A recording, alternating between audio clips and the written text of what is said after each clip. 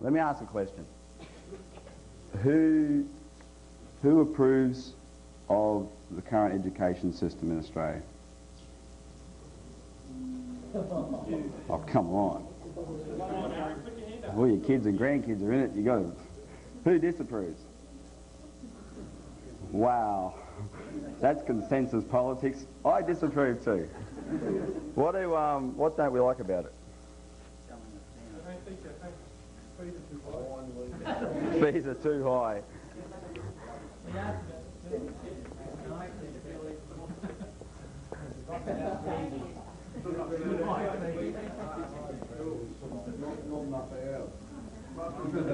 Someone said dumbing down too.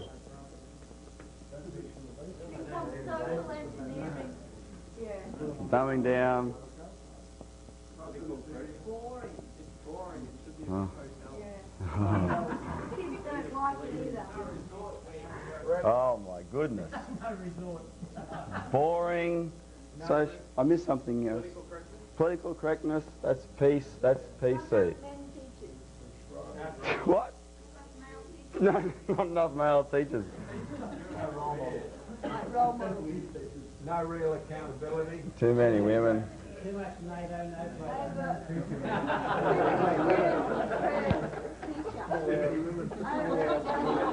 Okay, listen, I'm convinced. Not only are you guys opinionated, but you can give me a list of them. That's what someone said, not enough male role models. I just couldn't. That's less words. It's reductionism. What do you think of sex education? Yeah, that was good.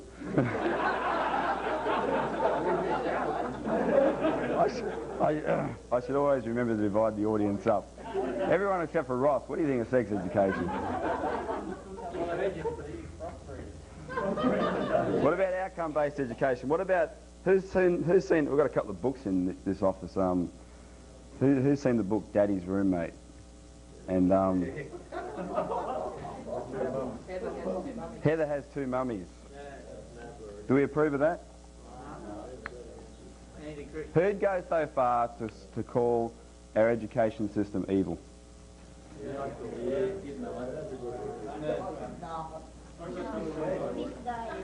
This guy. Well, I'd call it evil. Let me tell you what I think is the most evil part of our education system. What do we got there? Just an article. Come there to get it. I'm not going to go up there. You come up.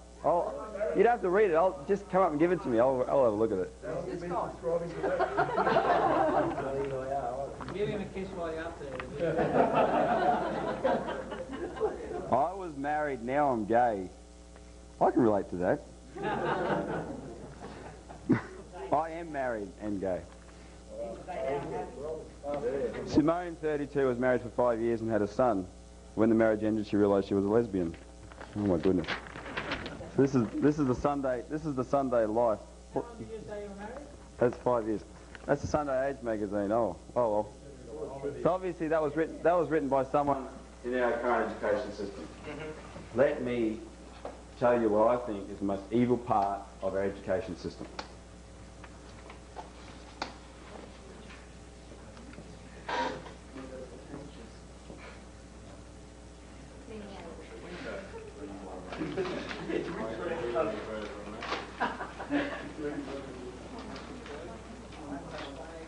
It outranks all the sex education, all the normalising, weird relationships, all the dumbing down. I mean, it's related to it. All the Newtonianism, but it's related to it. Drug education. All the drug education. It outranks them all. Do you know why? It's what they did to us, that was 1 + 1 = That's right. straight out. No thinking, just bang, bang, bang with a parrot. That's exactly right. Look, a lot of people think the education system's not like when I went to school. At least they taught us the 3 R's. Well, exactly, but that's the attitude. But here's the problem. It was because they taught you the 3 R's that we have an education system like we have today. Huh? Yeah, I know. Look. I know what you're saying. We didn't think. No, exactly. They would let our kids get in the worst. Before your kids go to school, they muck around with blocks, they build things, they ask, what's the most common sentence? Why? Cause. And it's not on top, it's not y on top of an xy axis, it's y. What is the question why assume? You know the end. They don't know. They want to know something. They want to know what? They want to know answers. Who said that? What did you say? The cause. The cause. And that's not as an Irish rock band. Why assumes that there's a cause. Oh, I rubbed off the wrong thing. Yeah.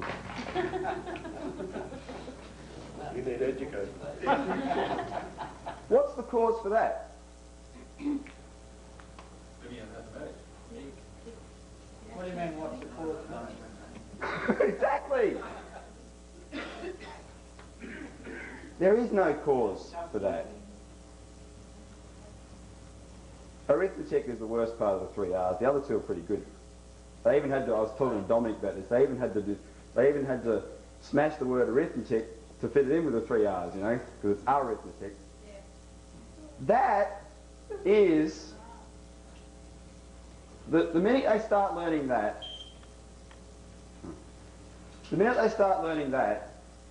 the idea of causality is systematically, over 12 years, rooted out of their mindset.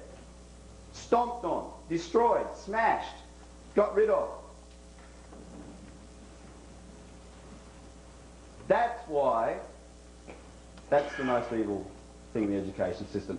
If you don't think in terms of causality, how are you going to even consider that space might be ordered in the way that Merrill showed us yesterday with platonic solids?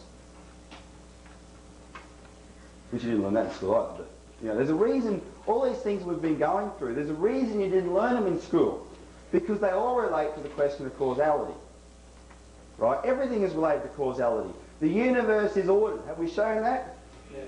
Yes. So what happens has a cause. I shouldn't yell so much. Or we won't make it to the end of this class. It gets better. Sorry.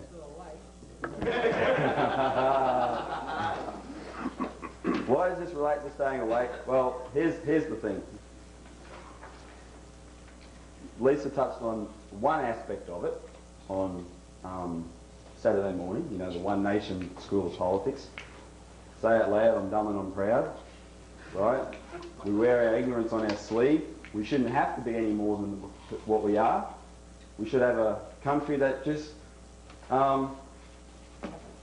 accommodates us for who we are. Right?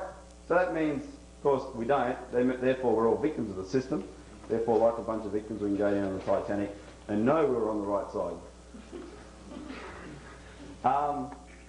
That's one aspect of it, but that's not why, you know, people here go to sleep. The reason people here go to sleep is because they're tired. No. If you're interested, you're all mature people. If you're interested in a subject, if you're interested in something, do you go to sleep? No. So here's the assumption. Why aren't we interested in it? Well, we don't understand it. That's right. So why do we stand up here, and why does LaRouche go on about this stuff all the time? If Joe Blow, that you guys, Mr. and Mrs. Average, that I think you guys are a pretty good representative sample of, can't understand it. You don't understand what the ship's going to sink. No. It's because it's a lie. You can't understand it. But this is the one point I want to make to everybody. It's not beating up people for going to sleep. Here's the point. What you have to recognise is what has been done to you over the course of your lifetime is your thinking powers have been stuffed inside a box. In other words, you have all been abused. That's not just the current crop of kids in the education system, that was everybody. In a real way, everyone has been abused. We're all, and particularly Australians, look, this is why We like to think, you know, who is sick of the term, I feel so proud to be an Australian? Based on the month of October. Who is September, was it? September. The Olympic Games. Aussie. What are we, 16 gold medals or something? I feel so proud to be an Australian. People having booze-ups in the street, feeling so proud to be an Australian, right? We're so proud to be an Australian, yet our country is one of 5 countries around the world that's pretending there's no financial collapse, and any country that speaks the truth, says the emperor has no clothes and steps out of line, our country is one of the leading ones to go in and smash them. And we feel so proud to be an Australian. See, that's why, don't take it personally, the fact that we were educated in this country, go read our history books, under a British education system, is the reason why this is what's been done to our minds. So the assumption that you can't understand it is not true. Now, does that mean you're going to get it straight away? No, of course not. But what I want people to start thinking of is not, I can't understand this, therefore turn off, right? Is something stopping me from understanding this? Because that's always what it is. There are assumptions in your head that stop you from understanding things. Everything is understandable. If we're all made in the image of God, right, the natural laws of the universe are available to all of us. And Lisa's class this afternoon, that was a class on numbers that one man sat down and in a very real way imagined in his head. He imagined them in his head.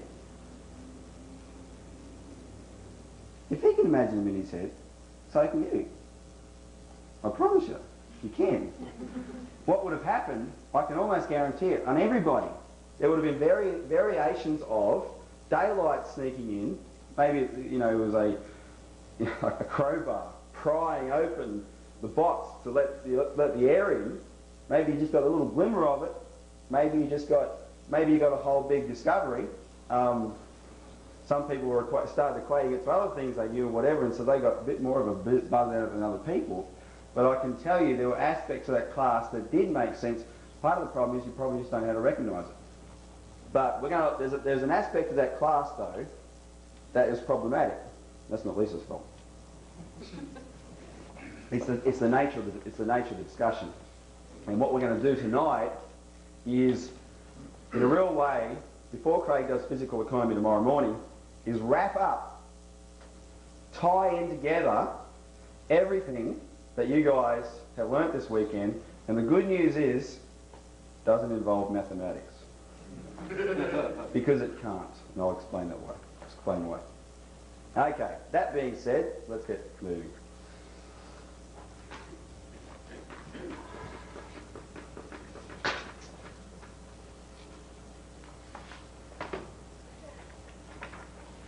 So the person we're going to discuss,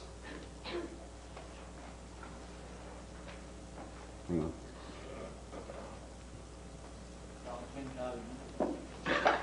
Yeah. Who knows what manifolds are? I knew you did. This is Bernhard Riemann. The way you remember to pronounce his name is if someone asks you, can you understand Riemann, your initial response would be dream on, and it rhymes, okay? That's not true, but anyway. It can be tough. Riemann. Bernhard Riemann. Bernhard Riemann, we'll just write his name on the board. It's worth taking notes for this one. The parts you can, at least.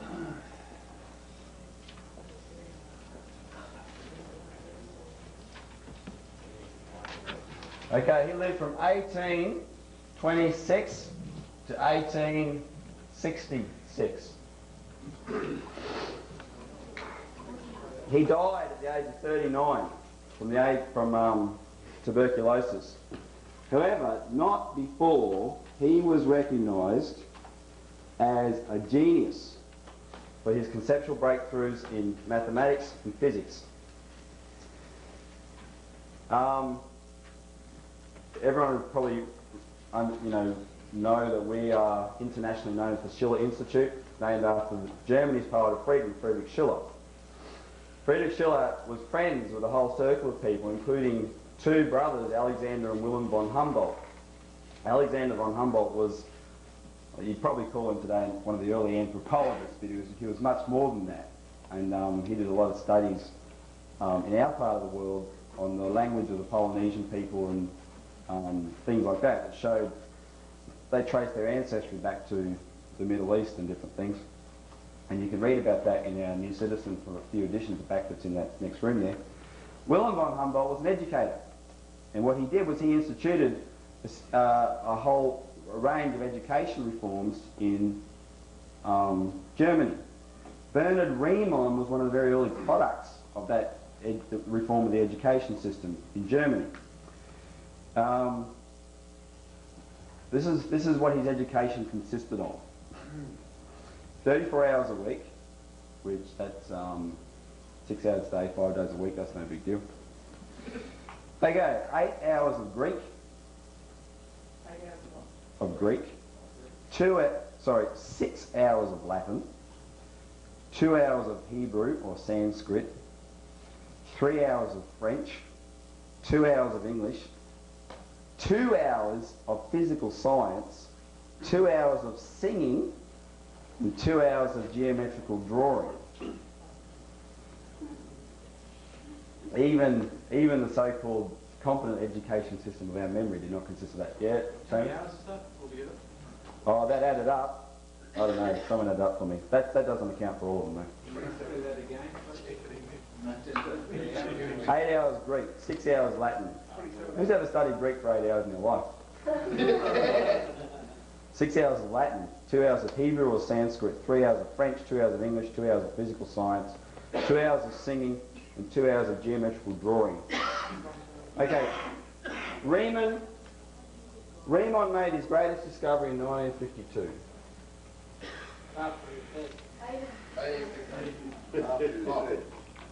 1952.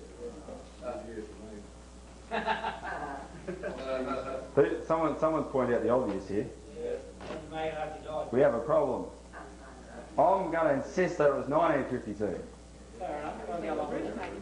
You'll go along with it? Why? Because someone might have studied scientific methods and put them into practice. Who's read this? Bernhard Riemann, I suppose. But incidentally, who did read on LaRouche's discovery before this conference? Oh, who understands it?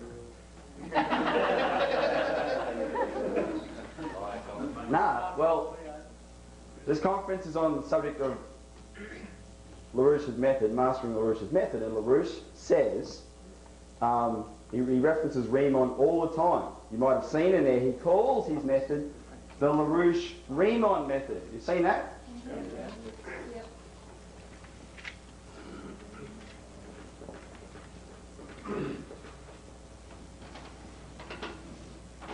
What am I doing?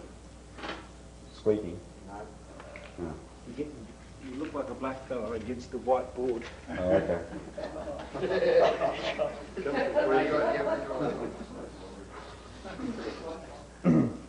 LaRouche credits his discovery, which he made in 1952, to Riemann. So in other words, Riemann made a discovery in 1952. Now we get into our class. That automatically raises a question about time. How do we conceive of time? Temporal eternity now. Oh. We look at the clock and it tells us We look at the clock. control our lives. Is the clock time? Just how the bankers charges. What is it? The clock's measuring time. Okay, so what's time? A series of events. Hang on. Control. What do you mean? Measurement of Control. I don't understand what you mean there, both. Controlling what? how you act, when you act. Oh, I see. It's imposed upon us. Well, that's probably more the culture, our traditions, etc. our, 40-hour working week kind of thing. Time itself. Let's think about time itself.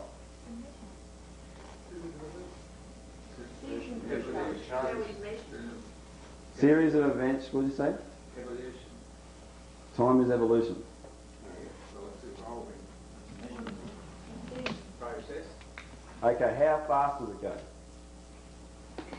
Too far to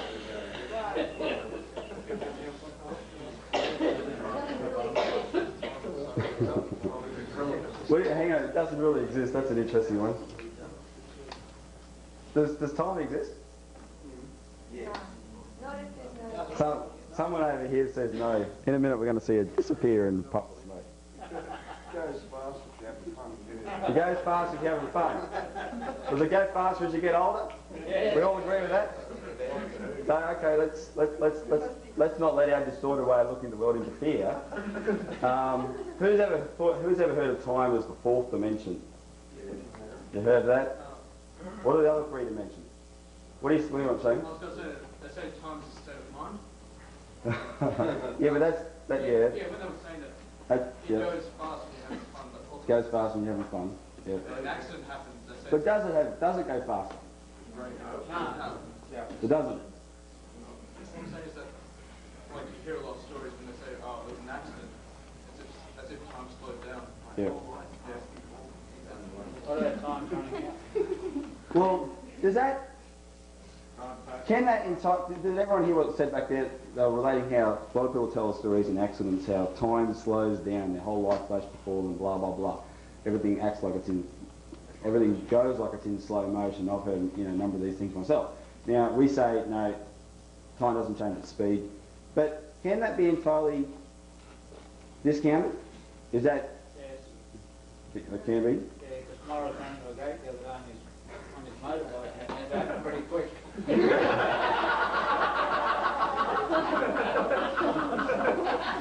Morris, speed kills. Especially when you got your light. The gate's closed.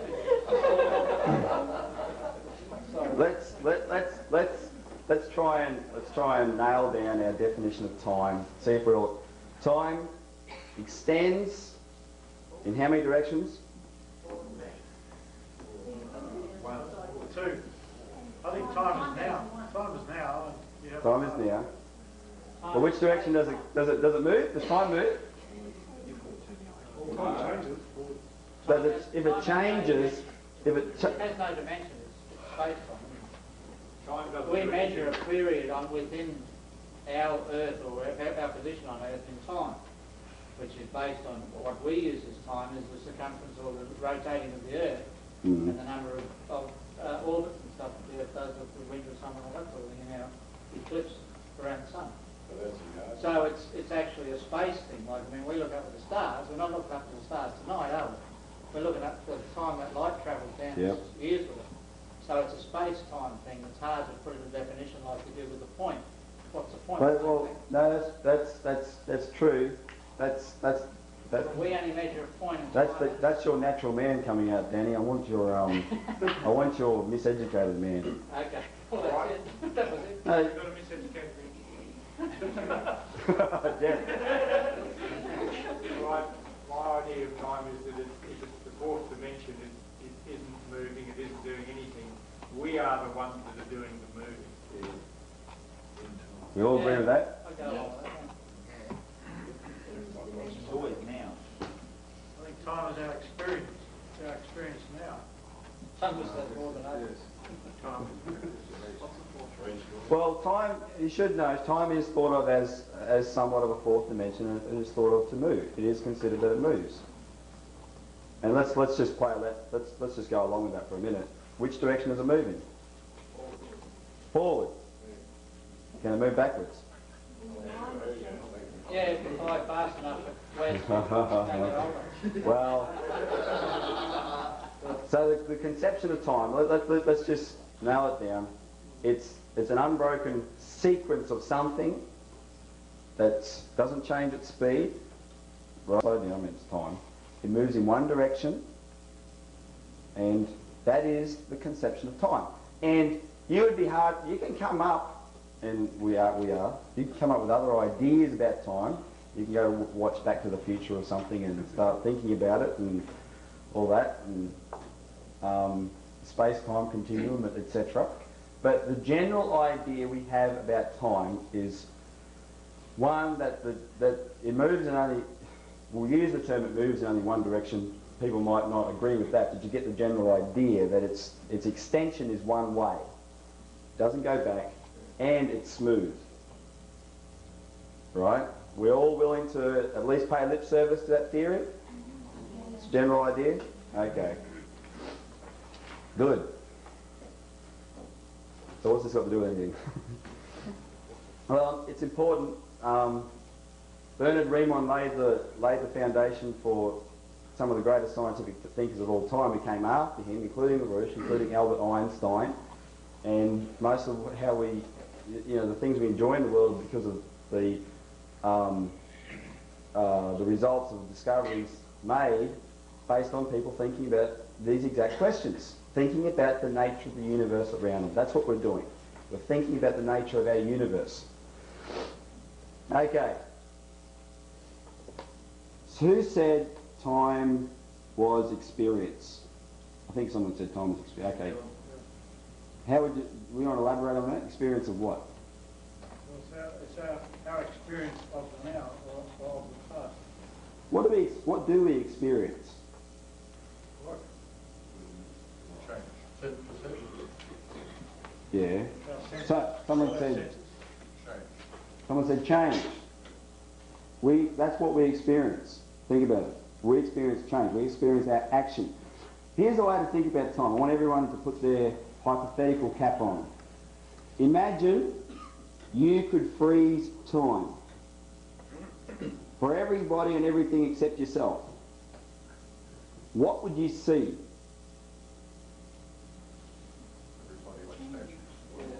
But just do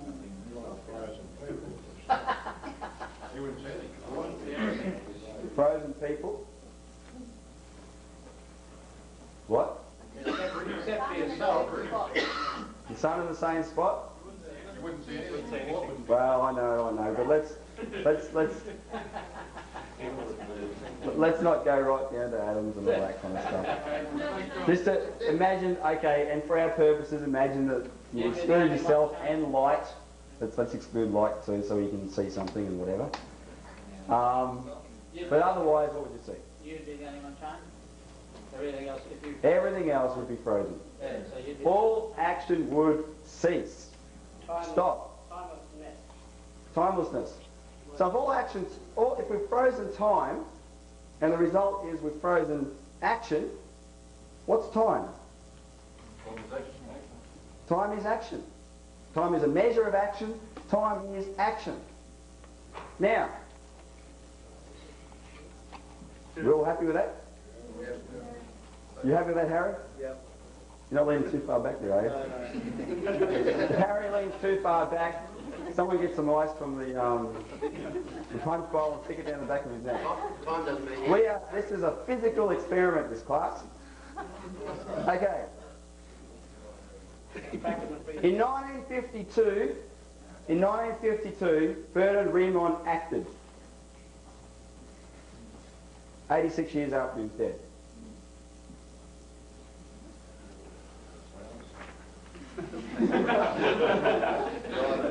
I'm going to hook you all up to microphones. Who said what? Seance. You'd like to think that, wouldn't you? Albert, he acted through someone else, but it was his ideas. They were his ideas. You've got to read it to, you sort of can't dispute what I'm saying, because you've all read it. You've got to understand what actually took place. But they're his ideas. They acted in 1952. They had a real impact on the real physical world in 1952. He died 86 years before. What does that say about our idea of time as a smooth sequence extending forward in one direction? Does that agree with that? No. Now look, we're not going to discover the entire nature of time here, except how fast it can go. But what we're doing is exploring and we're exploring the universe around us. Maybe you can think about time as, maybe it has folds in it. There's a piece of paper here before. I'll use one of these things. Maybe, there you go, there's a picture of our notion of time. Maybe,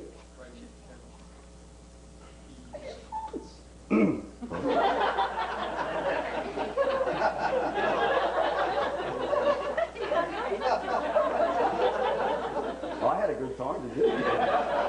Maybe it folds. Who knows? What we're exploring in having this discussion is we're exploring a notion, the original notion of time that we talked about, that we agreed upon, unbroken sequence that's smooth and travels in one direction. That is a notion of time as absolute. Okay? That's the idea of time as absolute. What we have just been discussing is a notion of time as relative. Relative to what? To action. Relative to action. That's the difference. You I know, haven't seen much action. getting there. Absolute to relative. I didn't mean it. Oh, thank you. Okay. Who was the smart one? You talking about space-time? That was you. Okay. Good. Who's ever heard the term space-time? That's how the universe is referred to, as space and time. So it's just denoted as space-time, right? So time is relative. What about the rest of it? What about space? How do we conceive of space? Infinite. Infinite? What do you mean by infinite? It goes on. Goes on in which direction? All around. All directions. There's three of them. There's three. That's the three dimensions of space. Infinitely extended, forward, back, side to side, up, down. That's the idea of absolute space. So when you think of space-time, the idea of absolute space-time, the idea of absolute time fits right in with that. Again, the infinite extension, smooth. The idea of space is smoothly, infinitely extended. But time is in one direction, right? That's why it's sometimes thought of as the fourth dimension, even though, it's not considered, a physical dimension as such. That's why it sometimes is thought of as the fourth dimension. So that's our notion of absolute space, right? Infinitely extended in that direction. Okay. That's experiment. Now, 50%, 80% of you guys have seen this before. You all know the answer, but let's just do it and explore it. Those who have seen it before, there are people who haven't seen it before, so you know the drill? What's the drill? Don't give away the answer. Now, to a certain extent, smart people can. We'll come back to that. Where'd you go? Here we go. Dennis, stay up here, please. You're my assistant. You're the sorcerer's apprentice. Come right in. You've been learning from Sir Isaac. All I want you to do is hold that. It doesn't get any harder than that. Righto. So our concept of space is absolute. In that conception of space, what's the shortest distance between 2 points? Straight line. Anyone going to disagree with that? No? Okay. So, that point there and that point there, what's the shortest distance? Straight line. So there's a curved line, there's a straight line. This was built in such a way so that it has tracks on it, okay? Now, I've got some marbles here. If I remember my marble terminology, that one, what's that one called? Propeller. Yeah, it's not a cat's eye. Cat's eyes are clear, aren't they? And it's a white one, right? So this is multicultural science. According to our notion of time and space, which marble, if I release them at the same time, will reach the bottom first? One on the straight line. One on the straight line. We all agree with that? Yep. Yeah. Okay, there's only one way to find out though. Can't see if you got level. The circles are in the road, Robbie. I'm holding, okay, this is what I'm going to do. I'm going to use those two fingertips. They're right beside each other. Okay. I didn't play much marbles when I was a kid because I thought I was gambling and my dad had told me off. Then I met Harry. Okay, ready? You all set? Yep. Ready, set, go.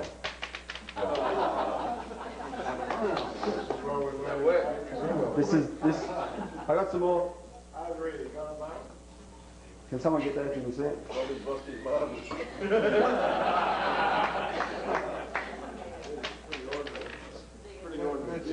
Dennis, what we might have to do, just tilt this back ever so slightly.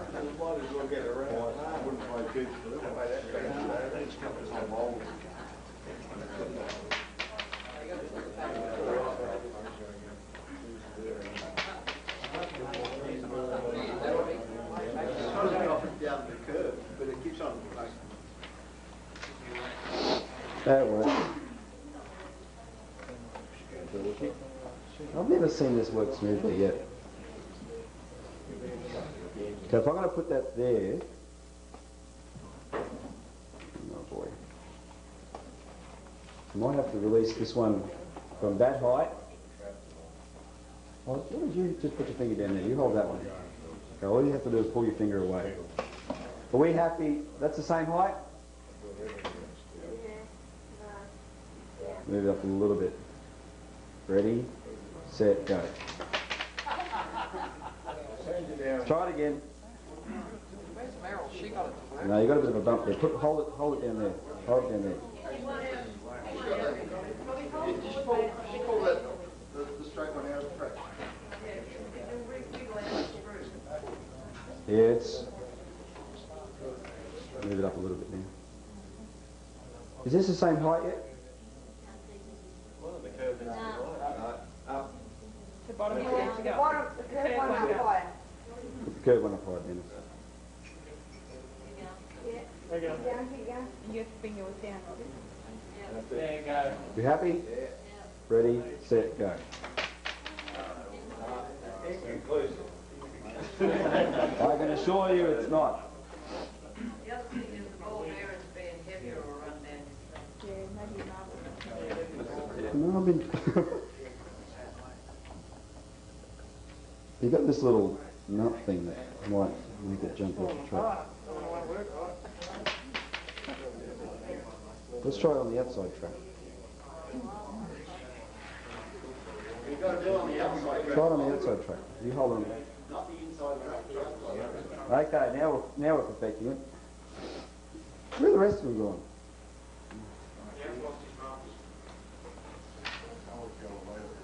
Okay, you got that on the outside track? I'll hold this one back here. Go right to the top. We are just too high. Ready, set, go. Yeah. Okay, we're now perfecting the technology. What I think I can possibly do, just so you and I will never coordinate together, so I'm going to try it holding myself. Which colour marble will you use? The black one.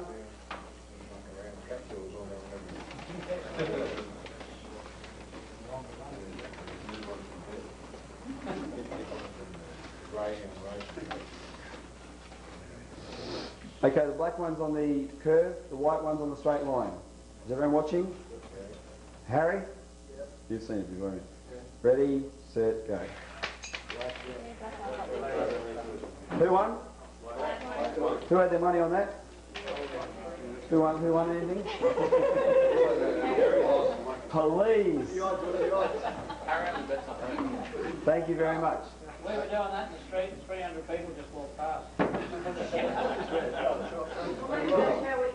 What? Like you're taking out organised and you might kill them with that. Has some card tables set up. I'm going to say something profound about that. Remember our discussion this afternoon about cycloids? And this morning, what Nolene talked about this morning with cycloids? That curve there is a cycloid. Right?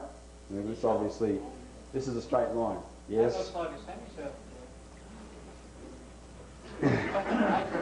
Danny, it looks like a semicircle, but it's not a semicircle. It's a cycloid.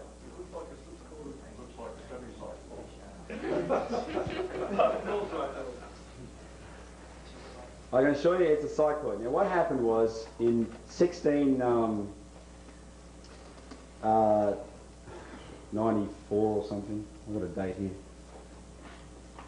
1696, a mathematician who was a friend of Leibniz named Bernoulli, he put out a challenge to the scientific world to find the curve that was brachistochrone. I'll write that down for you. Don't remember how to spell it.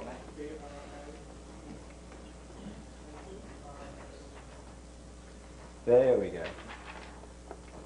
B-R-A-C-H-I-S-T-O-C-H-R-O-N-E. Who recognises any part of that word? Chrome is? Time. Brachistochrone. What brachistochrone means is shortest time. What his challenge was to find the path in a vertical plane. So if you had 2 points, A to B, a weight under its own weight would take the shortest time to go from A to B in a vertical plane. That was the challenge. He put out a challenge in 1696 and 1697. He came up with the answer himself. It wasn't a straight line. It wasn't a circle. Circle goes a little bit deeper than that. It was the cycloid. It's, and you know, who's thinking how, who's wondering how this works? Who's thought, well, obviously it's the pull of gravity. You know, the marble here gets a pull of gravity and whatever, and that speeds it up. And the point is, you know, I can show you pictures that this particular model doesn't have it. They've made models of this that show a deeper, that have 3 tracks, including a deeper curve, right? So that the drop to start with is much steeper, which would explain that theory, and it's slower than the cycloid, right? So what that means, one of the properties of the cycloid is brachistochrone, or shortest time. Now, there's another property of the cycloid that some of you might have seen before. Let me just take this off. If I drop that marble from there and drop this marble from a much higher point, at the same time, look what happens. Everyone see what happened? Yeah. Right. They took the same time to get to the bottom. That one's on the wrong track again. They take the same time to get to the bottom. In other words, that property is called, I'll just start it for you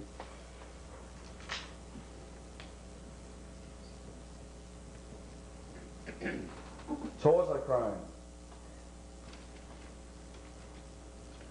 which means same time. Now,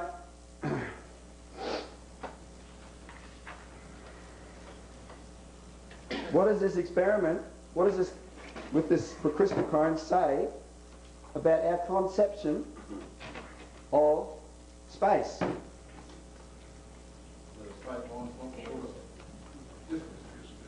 Our conception of space makes us assume we have a conception of space as absolute. Everything travels in, it's infinitely extended in a straight line, forward, back, up, down, sideways, etc. Right? Yet nature, under its own influences, shows that the path taken by objects in nature is not a straight line. It's curved. Also, I mean, basically, this is one instrument that blows away the conception of space as absolute. Because if the idea of space is absolutely true, this would not have happened. But also, of course, the Taurochrone aspect of it blows away is another punch in the arm to our question of time. Right? Because what you've got here is time is action, remember? When I dropped these two marbles, was it the same action? No, one's travelling. No. Exactly. Different action, same time.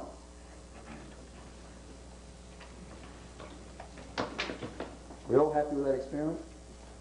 We don't think I've pulled the wool over anyone's eyes? But still, how does that relate to space?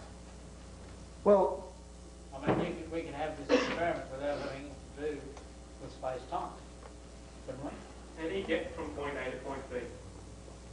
where did this marble travel in? Space. Your sound waves travelled to me through space, Danny. Well, I thought This we is- travelled down that little run. What? Same weighted marbles, Yeah. right? Point A was the same, point B was the same. We gave it two alternative paths through space. Which one did it take? It moved the fastest on the curve, but in space, are we in a hurry?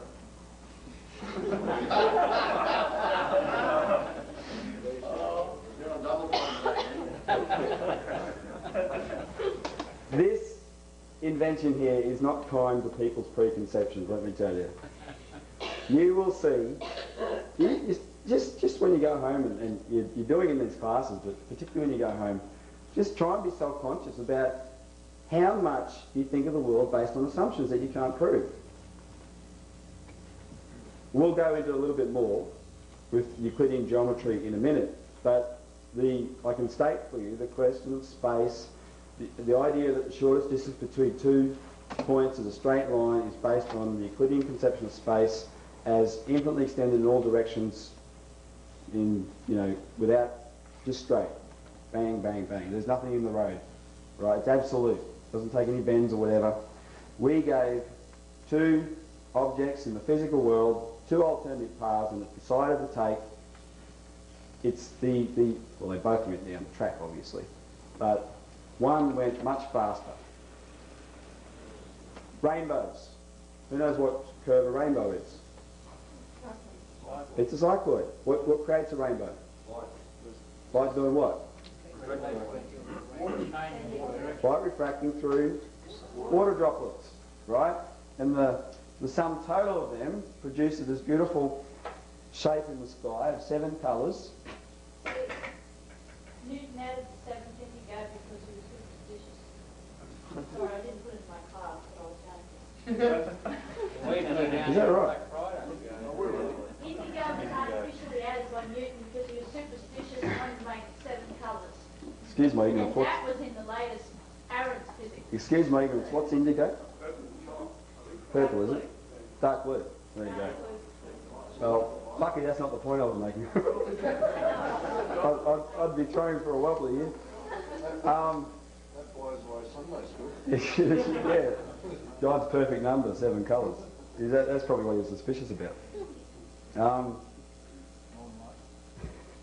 You wouldn't believe this, Danny, you wouldn't believe this, but my notes here say, halfway down this page, in brackets, Danny Hope would probably say the cycloid is just a circle. Beryl told me about your discussion on the phone.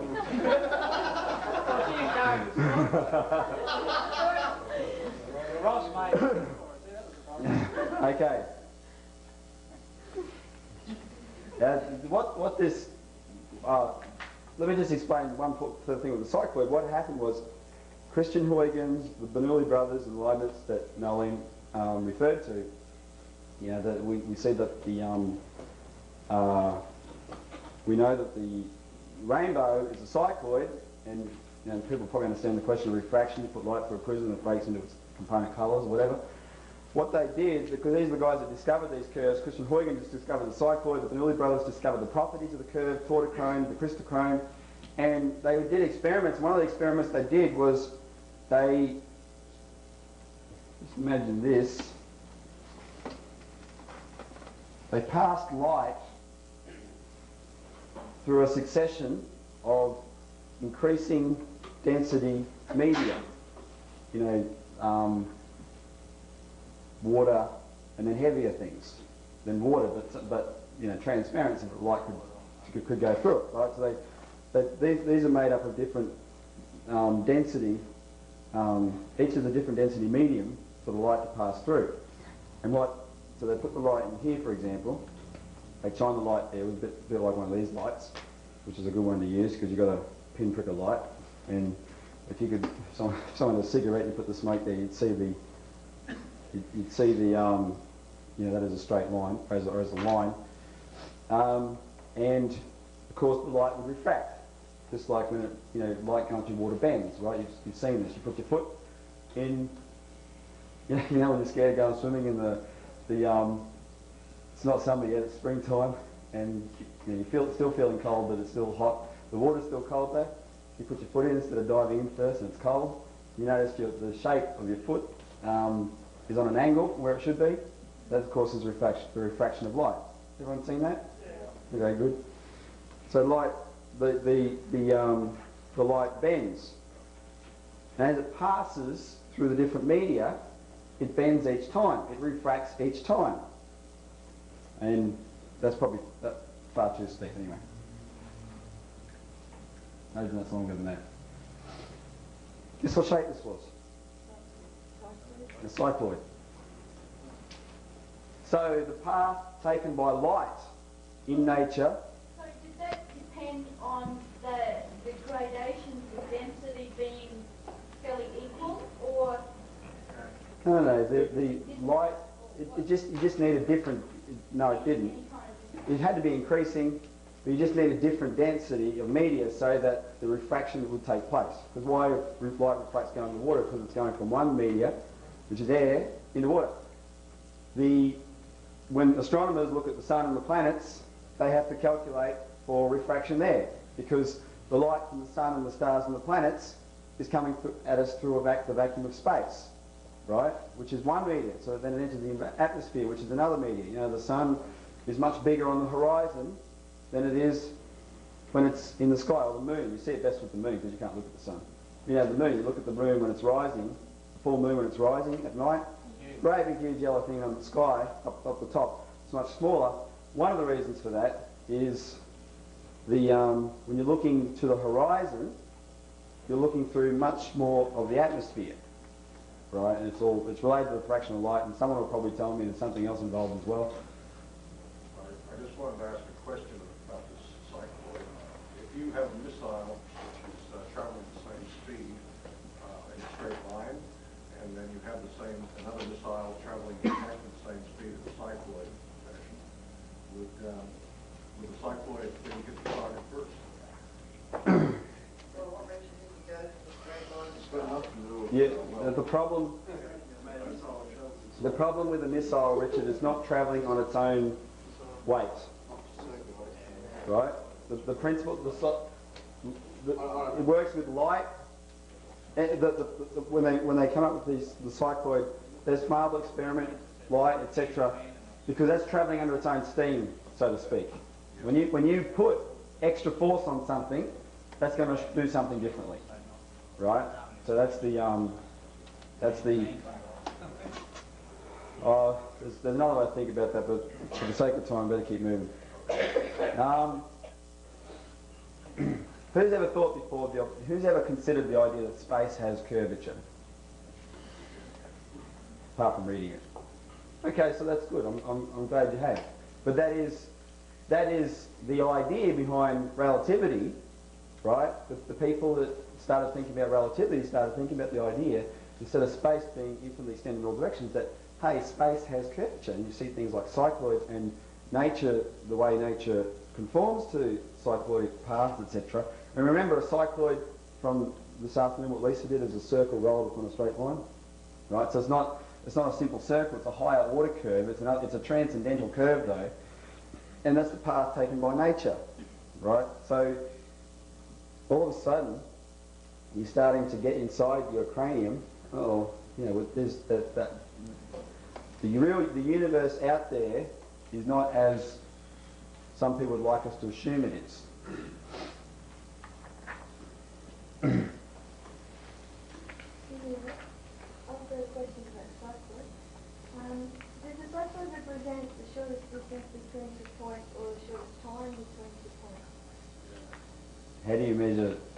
Because if you measure that straight line, it might be the shortest distance, but like compared to the curve, it might be 12 inches, but the other might be 30 inches, but still goes down 30 inches faster than the 12.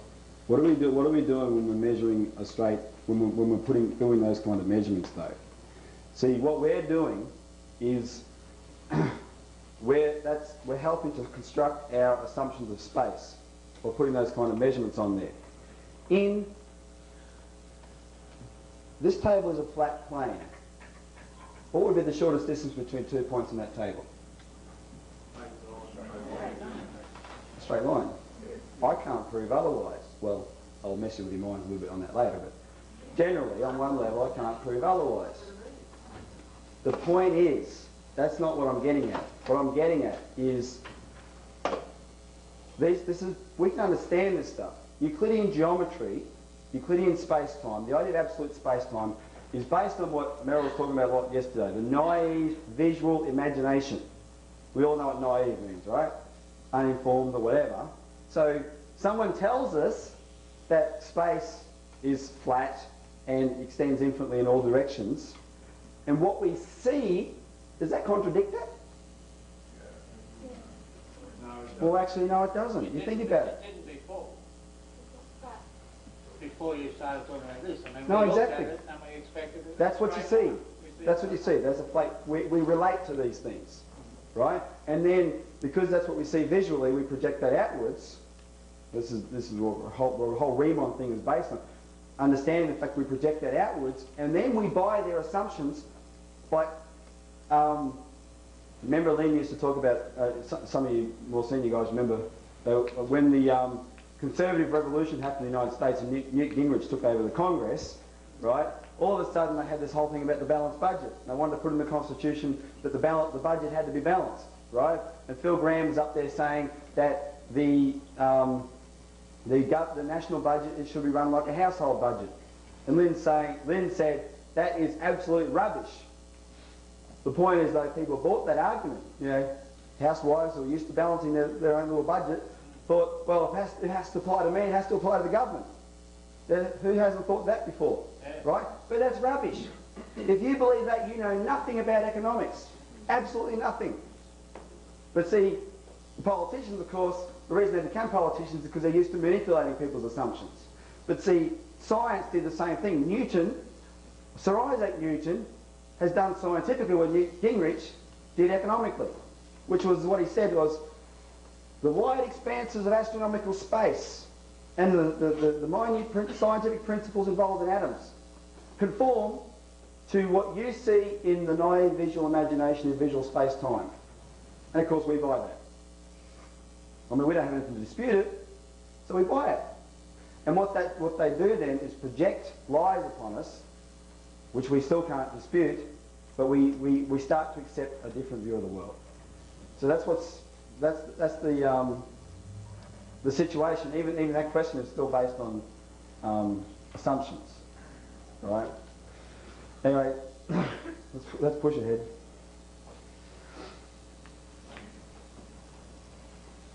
This idea that space and time is relative, which is something that Riemann based his whole work upon, became, like I said before, is the basis of Albert Einstein's work. You heard of the theory of relativity, right? And he had another idea of the unified field theory, which is trying to unify all different aspects of the universe: light, gravity, magnetism, electricity, etc. More importantly for tonight's discussion, it was very crucial to Lynn's idea of negentropy in physical economy. Who knows what negentropy is?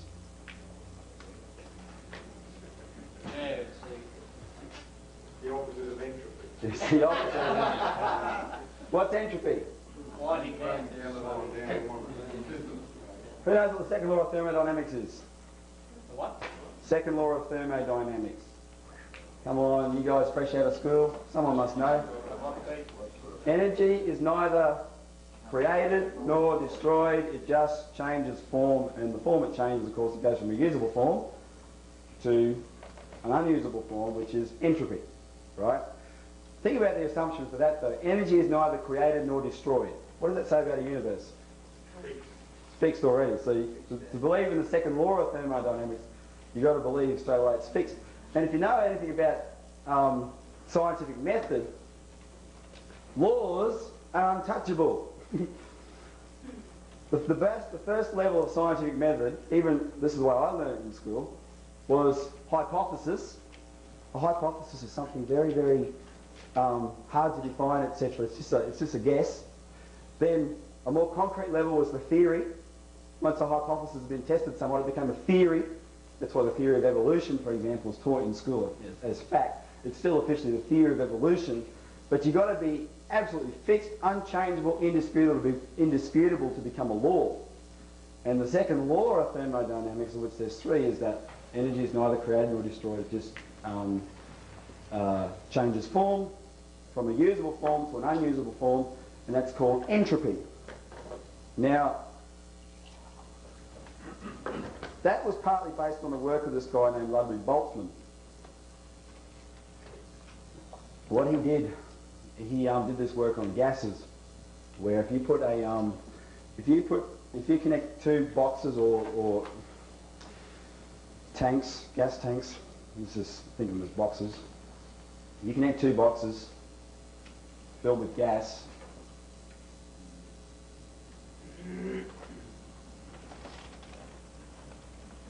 And the gas here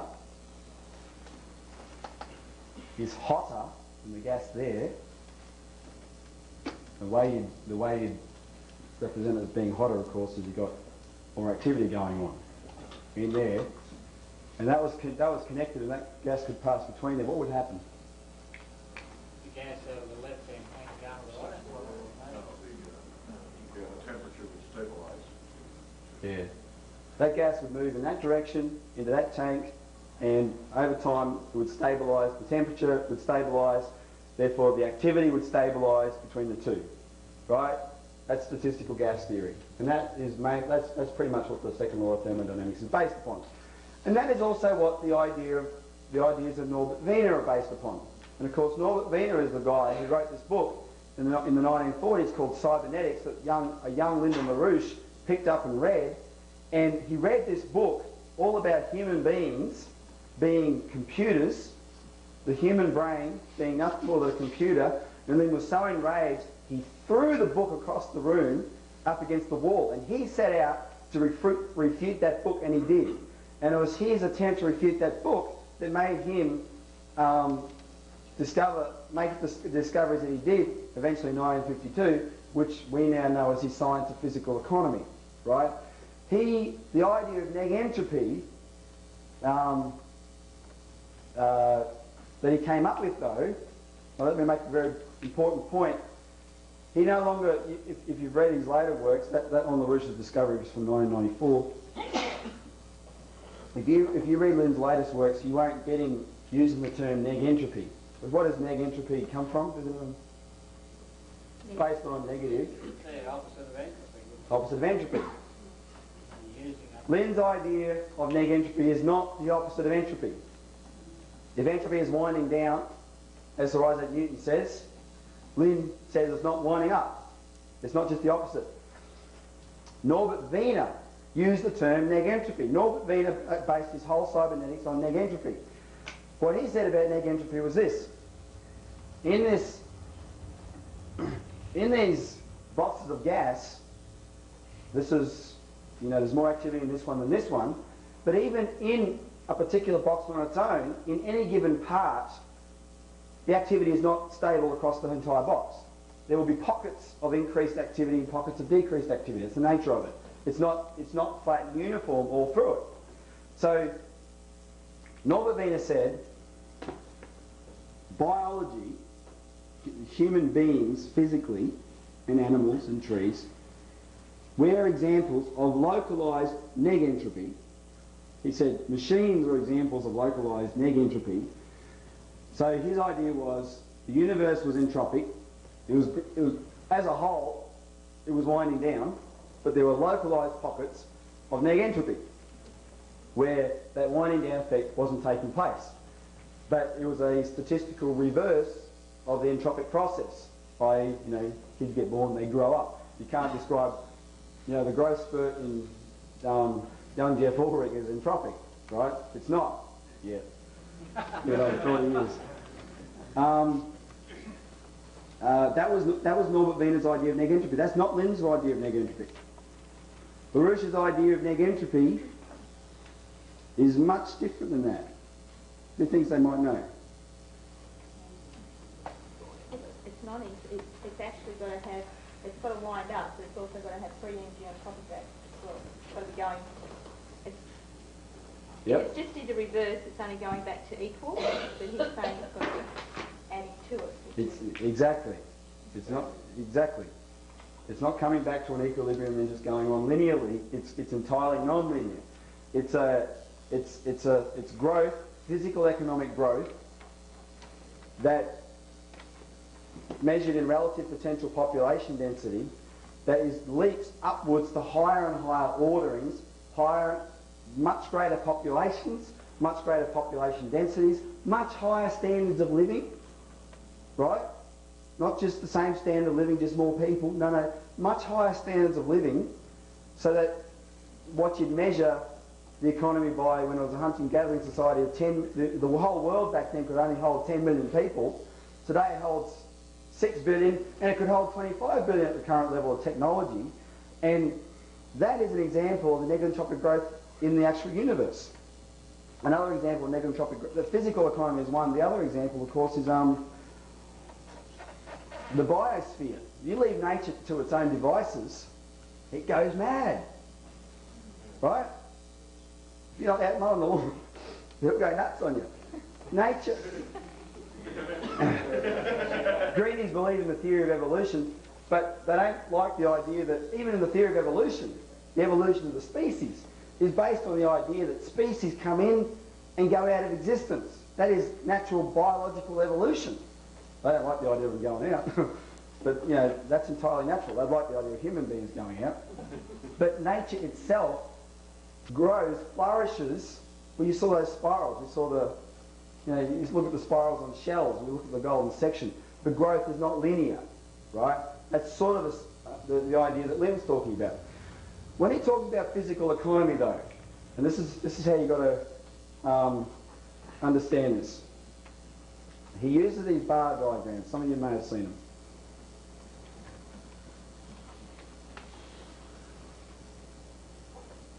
This is Lynn's model of a physical economy. C is the capital goods consumed to produce the energy. This is a system. This has a certain amount of energy in it, right? C is the capital goods consumed to produce that energy in a physical economy. It's the machinery, etc., used for production. That's C. It's capital goods. V is the what's consumed by the operatives of the system, i.e. the labour force, the people whose work produces the goods. Not the entire population, just the labour force. Right? And that's, the V means variable capital, if you want to write it down, because you'll see Lynn refer to V a lot, but he seldom spells it out as variable capital. That's why I use the term V. C is for capital, V is for variable capital, what's consumed by people. So there's a certain product is produced, a certain amount of energy is produced by the physical economic system. When you take away from the total produced what's consumed in capital and by the operatives, what you have left over is your operating profit, or your surplus energy. S is surplus. Now, this is not the subject of this class. A portion of surplus goes into, you've got to take out things like overhead, which is your accountants and your lawyers. Well, there's two types of overhead. There's necessary overhead and parasitic, wasted overhead. So when you take out the other expenses that is consumed by the system, what you have left is that little dash there. That's pronounced S prime, right? And S prime is your free energy. That's what you have left at the end of your, after you take out all your expenses, you have this free energy component left. Now, if that was a fixed system, what we're going to do, just imagine this is a really good economy and there's no overheads. Everything's free energy. Just to think about it simply. If that was a fixed system, a closed thermodynamic system, nothing new is being added. Let's assume the second law of thermodynamics. And you invested the entirety of your free energy back into that and that, what happened to your free energy? What? It'll increase your production the next year. It'll blow up. You know what? It'll blow up. Nothing bigger. You said if the second law was true and you reinvested it, it would blow up. It would blow up. It'd get bigger, is that what you're saying? No, because it can't do anything. It's fixed. You said it was fixed. The second law assumes it's fixed, so if you try to put more in, it'll blow up. No. We're not trying to put more in. We're not trying to, the free energy is still part of the energy of the system. We're not trying to put more in. We're taking that component and investing the entirety of that component back into being consumed by machines and the workers to produce the energy of the system. That means we all get a pay rise. What? No, it'd wind down. It actually would wind down. Look, Lynn's free energy, this is Lynn and LaRouche's free energy ratio. S prime over C plus V. And what happens is, if you invested that, the entirety of that into that and that would shrink. Your free energy would shrink. It'd have to. But most of you that were wrong are right. Because in LaRouche's notion of negative entropy, his idea of a physical economy is one where that increases always. So you're thinking, uh-oh, what's going to happen here? What?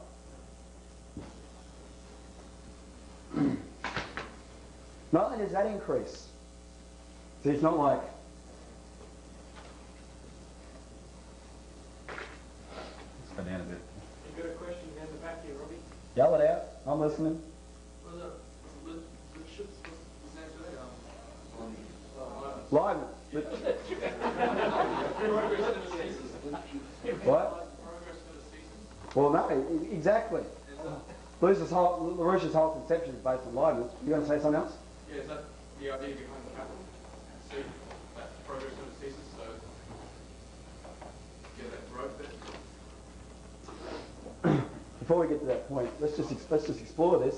S prime's getting bigger.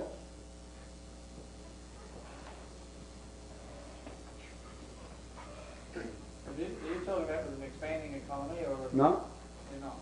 Well, what I'm saying is, this is LaRouche's idea.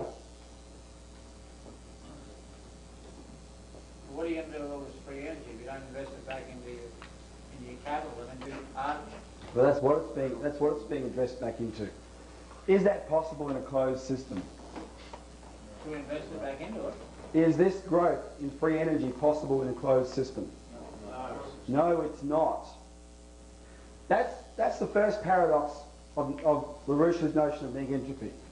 The negative entropy he describes is not possible within the closed thermodynamic system of economy that people assume. It's not possible. But he says it happens. And not only does he say it happens, he measures it. He's describing this increase, if it's done properly, if you're investing in free energy back into this and this, that increase happens. But of course, it's not a closed thermodynamic system. The economy is not like that. But tell that to the scientists and the economists. Reese gave me his economics textbook from university the other day. I looked it up. I should have brought it with me. I looked it up. Guess what they said economics was? It's what everyone learns. Economics is the science of scarce resources. There's a fixed amount out there, and first in, best dressed. Right? Rich people are first in, the rest of people can die of AIDS in the world. But the idea is it's fixed. And that's not true. What changes it? Man. Man doing what? Technology. Technology does two things, specifically. It increases the power of labour. Right? Someone's got a good analogy here. You have 100 men digging a trench with picks and shovels. Invent a backhoe. One person do the same job. You employ 100 people building backhoes. Right? But one machine can do the same job. One person operating that one machine does the work of 100 men. The power of labour has increased. The second thing, of course, is new technologies define new resources. Because if you live in Melbourne here, you guys might have got it in other places as well. Last year, I think it was, we got these letters in the mail from our electricity companies offering us green energy. We wanted to pay an extra, $1 a kilowatt, I don't know. You know, $30 on your bill, $50 on your bill. You could sleep at night knowing that you're burning free energy, green energy. They rang me up even. They rang you up. Do you know what they're considering making that green energy out of? Wood-fired power mills. Do you know what would happen if the entire world depended on wood-fired power mills? The world would be bald, and not because it's wise. You look like the blooming moon. That's green energy. That's nuts. Now, of course, but once upon a time, wood was the fuel. New technologies define new resources, right? Oil, you know, is a standard fuel now. God help us. Pity, but it is. So the $37 a barrel is hurting us. But of course, that's only because for the last 50 years you've had the most successful propaganda campaign in the history of the world against nuclear power, and also because in 1989 when two scientists announced to the world that they'd discovered cold fusion, which is a variation of nuclear power. You can power a city on a cup of water. That's a bit of hyperbole, but anyway, you get the idea. You get a lot out of a little. Instead of putting a lot of money behind it and making and replicating the discovery and doing whatever happened, the world getting behind it to make sure this new resource was discovered, which would mean you could set up safe nuclear power plants in every poor country in the world. They could have unlimited energy to develop, build factories, raise their standard of living, you know, do whatever they have to do to survive as nations. Instead of doing that, these two men were smashed to smithereens. The world scientific community hounded them. There's a little bit of work being done in Japan and some other places, but they set out to, like the Salem witchcraft trials, to make sure they could pretend this idea never existed. They don't want new resources, but the point is technology defines new resources, right? So the thermodynamic system isn't closed. That's an important point. Now, the second paradox of neg entropy. This raises another paradox. The first paradox is LaRouche's neg entropy doesn't work in a what? Closed thermodynamic system. However, it does work. That's why you have a paradox. There's a contradiction. The second paradox is this. How do you measure the new technologies with standard classroom mathematics. And this is where we get to talk about horsepower again. Think about this notion of horsepower. What Morris mentioned before was very important because there was an aspect of it which is what I wanted to draw out. Once upon a time, horses were the standard, right? But people today in the industrial, or even just the industrial revolution, wanted to measure the technology, the industrial revolution, by the standard of an old technology. So now you have this standard that we're still using today. I mean, they've doctored it up a bit, so it's not as bad. The concept is still there, though, of horsepower. Danny, how many horsepower is your biggest dozer? Oh, straight, we've got 700 horsepower. 700 horsepower. Okay. That's a big one, is it? Yeah. Is that good? How many horsepower is your standard car? I don't know. A good car, about 200 horsepower. No, my little buggy. What about Jeremy Beck's state-of-the-art crappy Holden Commodore 1997? What? He only knows kilowatts. What's? 80 to 100. Let's take 100. Okay, yours is you'll scrape a 700. What would happen, Danny, if you took the engine out of your scraper and hitched up 700 horses? How useful would it be? You'd be all day hitching them up. You couldn't feed it to start with.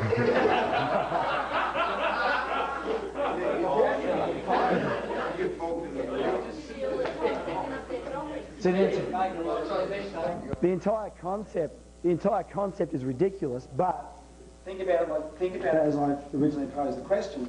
How do you measure increases in technology by standard classroom mathematics? You can't. You cannot. That's what Len says, page 40 of On LaRouche's Discovery. Both these paradoxes, in particular the second one, cannot be, quote, represented functionally by any generally accepted form of classroom mathematics. What do you have to say? If you can only measure it on the effect that it had on the population as a new invention or a new technology. You guys are smarter than you think. I told you you're taking it in. Is it clear to everyone why you can't measure new technologies with standard classroom mathematics? That's an example of a comparing tech. But is it clear to everyone why that is? What do I? It becomes meaningless. It's like when they got those hydrogen bombs and that, they said, oh, so many thousand tons of TNT. It now becomes meaningless because that's beyond your comprehension. Antiquitized. Like a horse pulling a plough, that's meaningful. 4 horses pulling a carriage is meaningful. And after that it becomes meaningless because it's not comprehensible. Yeah, what are you going to say, Matthew? Antiquitized? What? The antiquitized? No. Oh. Made obsolete. Been there, done that sort of thing. Yeah, but that's, see that...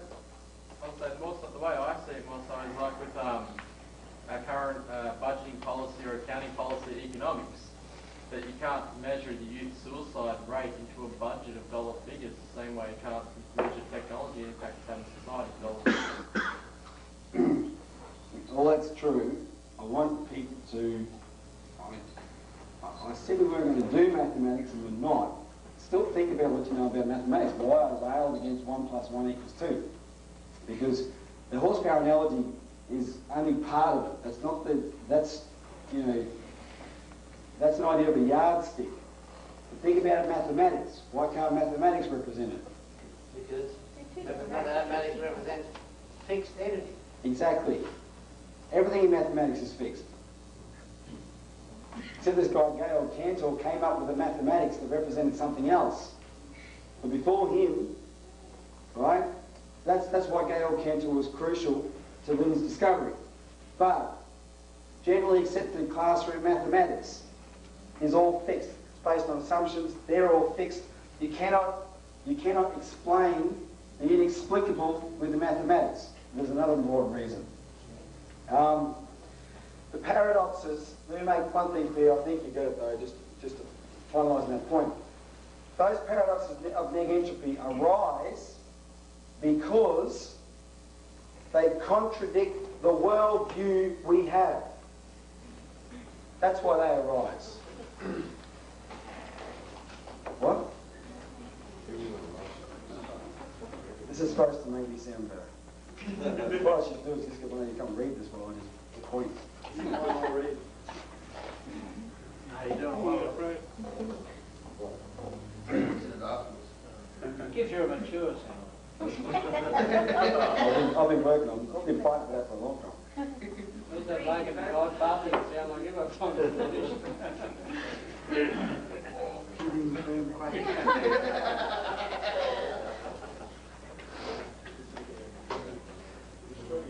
What's our worldview? What's our original worldview? What's our idea of space and time? Space and time is linear, it's absolute, it's fixed. That's the worldview we hold. Now, we don't hold it, but before we walked up those stairs, we did. It's based on what we see, naive visual imagination. What we see around us, we project in our minds to account for the entire universe, and that's what the naive visual imagination means. Does that mean that Einstein is for another class of scientists or something like that? Is what? Einstein and all those people, they're for another class of scientists. You mean they that? work on the Manhattan Project or something? You mean he's not one of the bad guys? Well, what I mean is that you say we've got this mindset that everything's absolute and straight lines, but obviously Einstein didn't think that. No, exactly. He didn't think that. So, the establishment says Einstein is a nut or anything like that.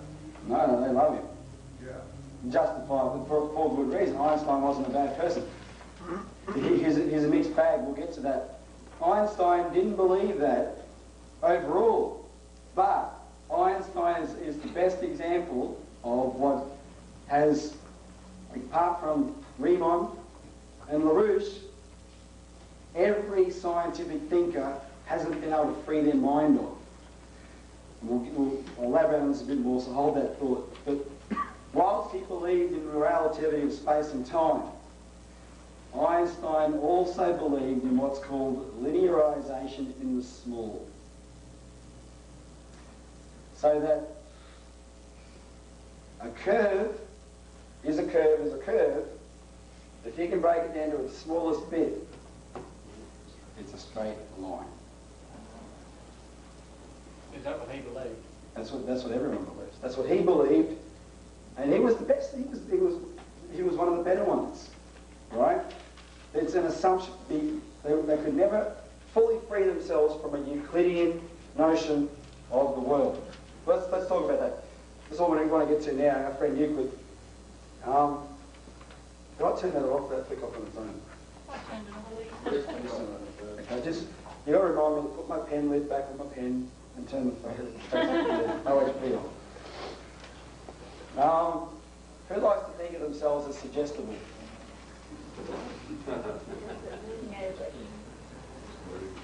What's it mean?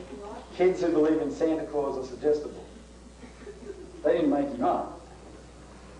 His existence was suggested to them, they believe it.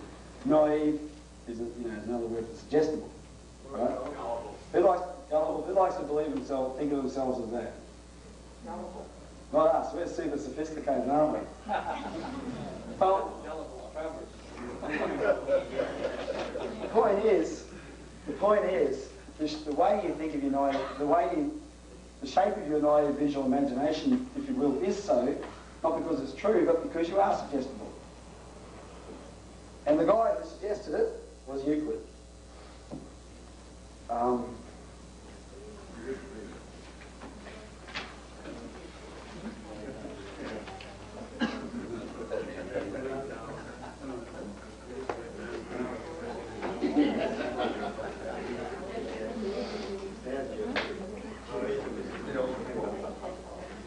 Okay, Euclid wrote 13 books on geometry. They're called the Elements, which was his, He was trying to give you the elements of the universe. Okay, he based the entirety of his geometry can be boiled down to 23 definitions. Point is that which has no part, the line is breadthless length, the extremities of the lines are points. 5 postulates and 5 common notions, otherwise known as axioms. Here's an example of axioms. So you've heard us rant about Euclidean axioms, this is what we're talking about. Okay.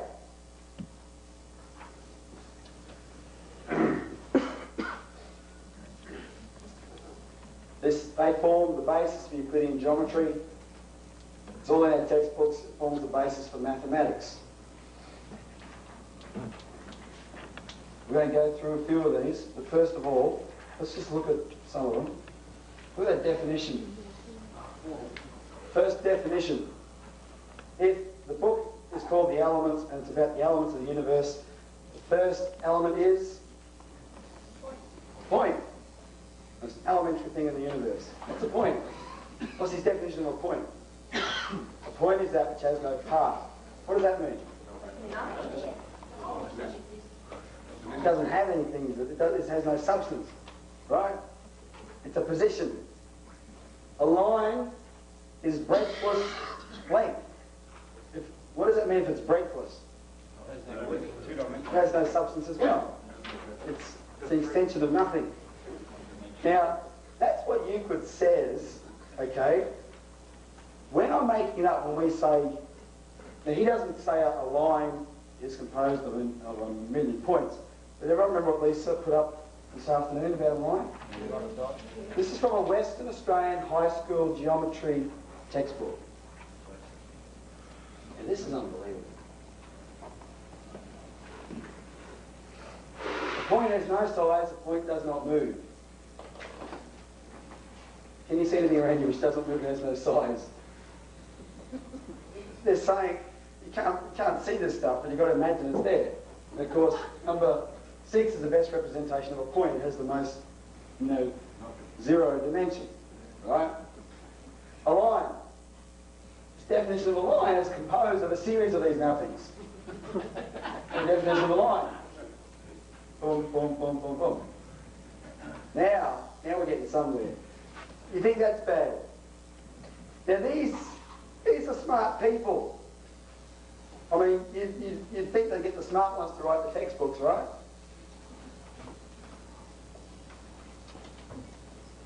Okay, from here, 3. Think of all the points in a plane suggested by this page. So think about it.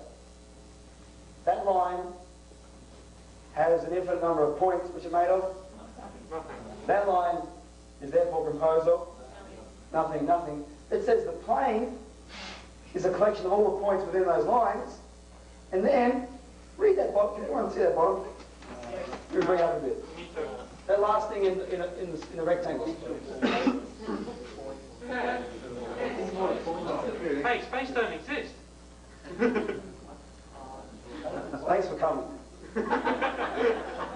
What on earth are we here for? Space. What's the say there, Robbie? What's it say?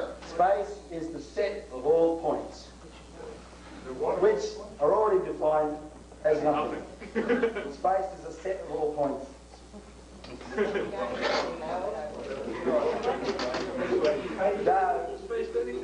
Now, this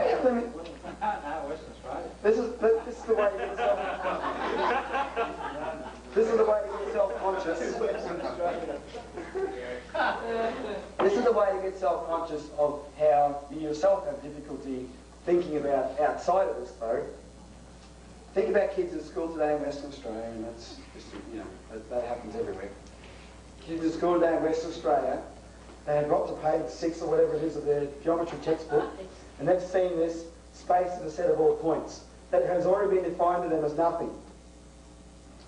What sort of mind do you have to accept that?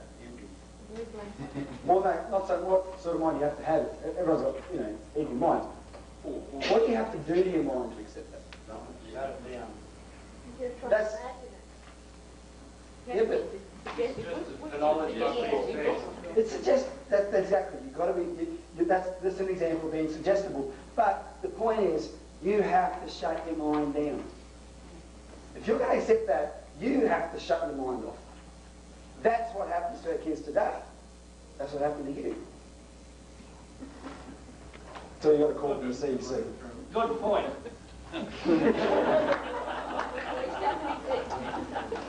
Righto. Here comes the cavalry. All is not lost. I hate these as much as you do. Let's blow them apart. Oh, that's my notes. What was I going to say about this? I was going to say what I said. There you go. Let's go back. I'm going to take one definition, one postulate, and one axiom, and we're going to have a bit of fun. A point is that which has no part. A line is breadth and length.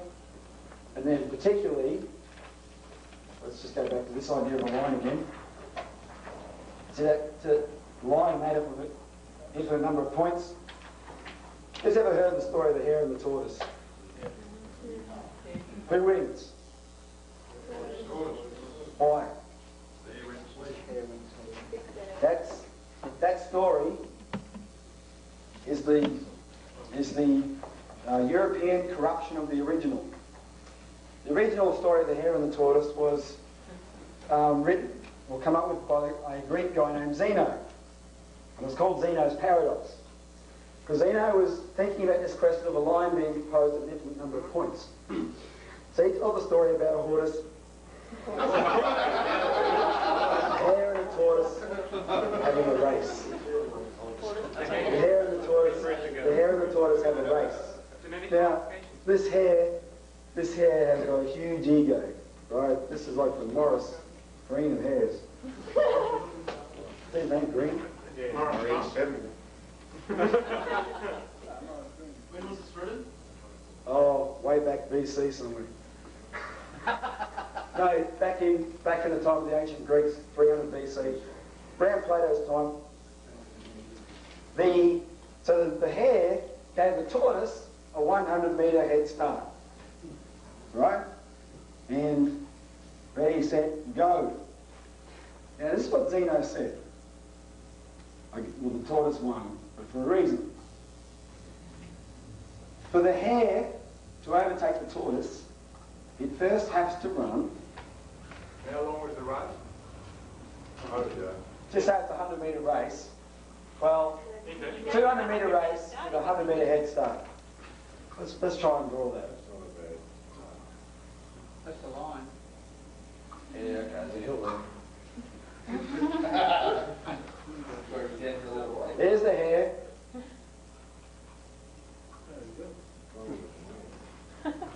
Big yes. Here's the tortoise.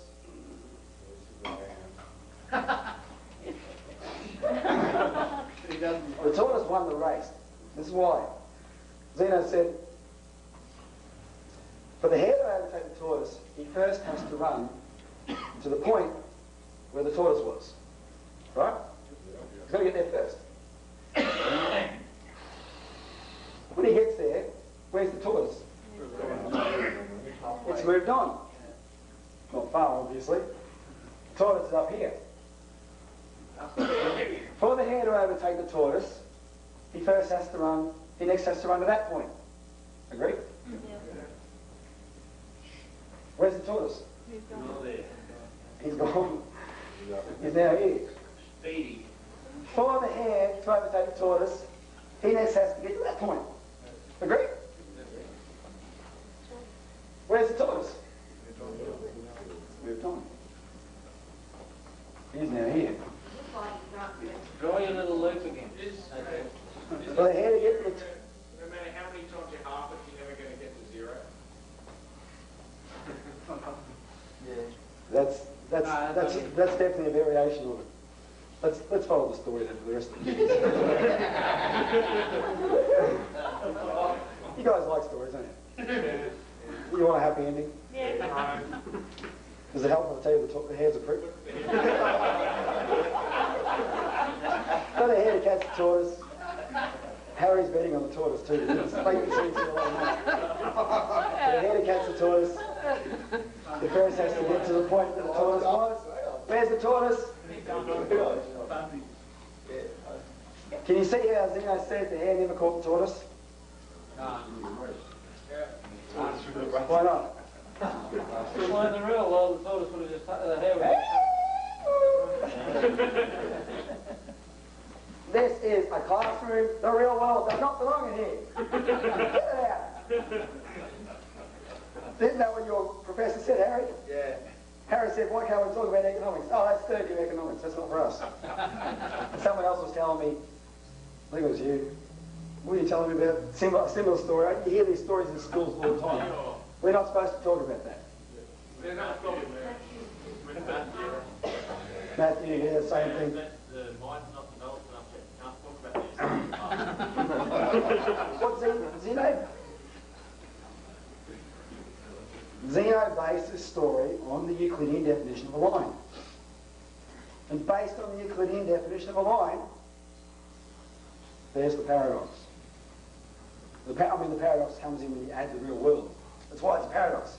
But if you try and fit the real world to the Euclidean definition of a line, you have this weird story. Now, of course, the Brothers Grimm or whoever did it for the West, you know, a couple hundred years later, the story of the hare and the tortoise, or Hans Christian Andersen or someone, they took out the paradox part and just made it laziness and whatever. Here's another variation of Zeno's paradox. Here's, I want to walk from this side of the room to the other side. If I want to walk from this side of the room to the other side, don't I first have to go halfway? No. Yeah, but keep going. To get there, you've got to get here first. Well, even if you don't stop. You've gone halfway. Oh, no, I don't mean Don't you have to get halfway first? Danny, work with me here. Yeah, all right. Look, there's a reason you guys are all CEC members. I know you don't believe this shit. Let's just, that's what everyone else believes.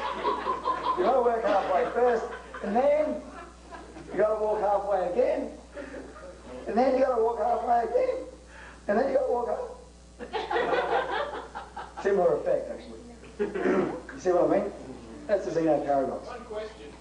How did the tortoise win if it never actually kept going halfway? None of them would have got there.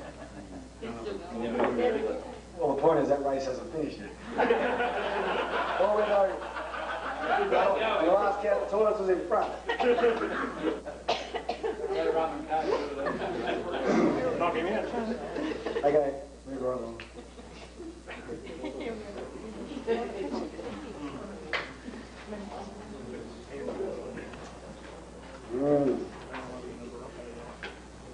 Who believes?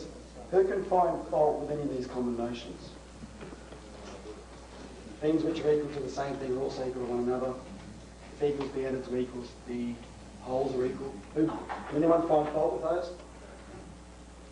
What about this one here? The whole is greater than the part. Is that true? Yeah. I mean, Lisa did this thing with the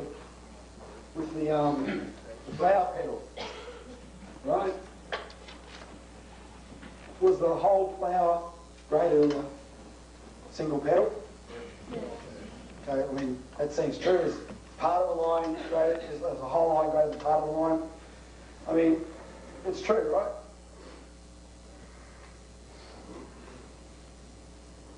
Draw a number line.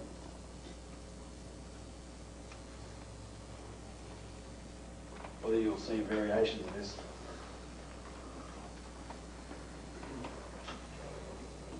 How many numbers exist between 0 and 1? Infinite.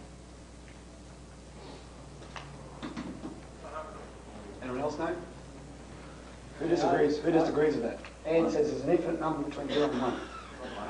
Omega. Okay. The whole... Is that part of the number line between 0 and 1 smaller than the whole number line? Yep. Okay. What if we raise this section of the number line up to here. You know, I want to do that for a reason. Now, let's just take a point in space. I just want to deal with it geometric. That's what we're doing now. I don't want to make things up. I don't want to get you all mad at me. I didn't do anything wrong. Let's visualise this and go, You want a stick? that's all right. I've got to move on. That's going to get the parallel line. Can I, it's got a curve in it, sorry.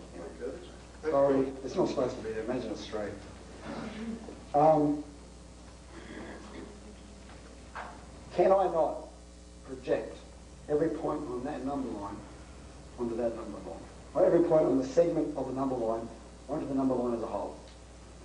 If I ran these lines intersecting both number lines, will I not be able to project every point that's on the segment onto the whole? Out to infinity. Only at that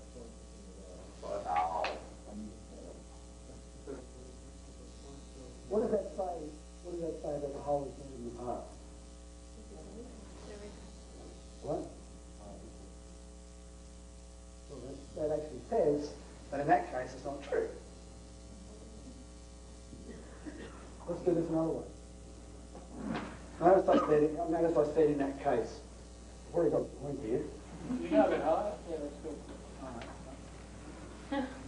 See that. This one's less arbitrary. Frank? that is the centre point of both, the focus of both circles. Let me do this. That part, is that greater or less than that one? Is the smaller one greater than the bigger one, or what? Well, it wouldn't be smaller if it wasn't greater. It's smaller than that. Okay, let's do the same thing. Starting from the centre point, can I not project onto the outer circle every point that's on this inner circle?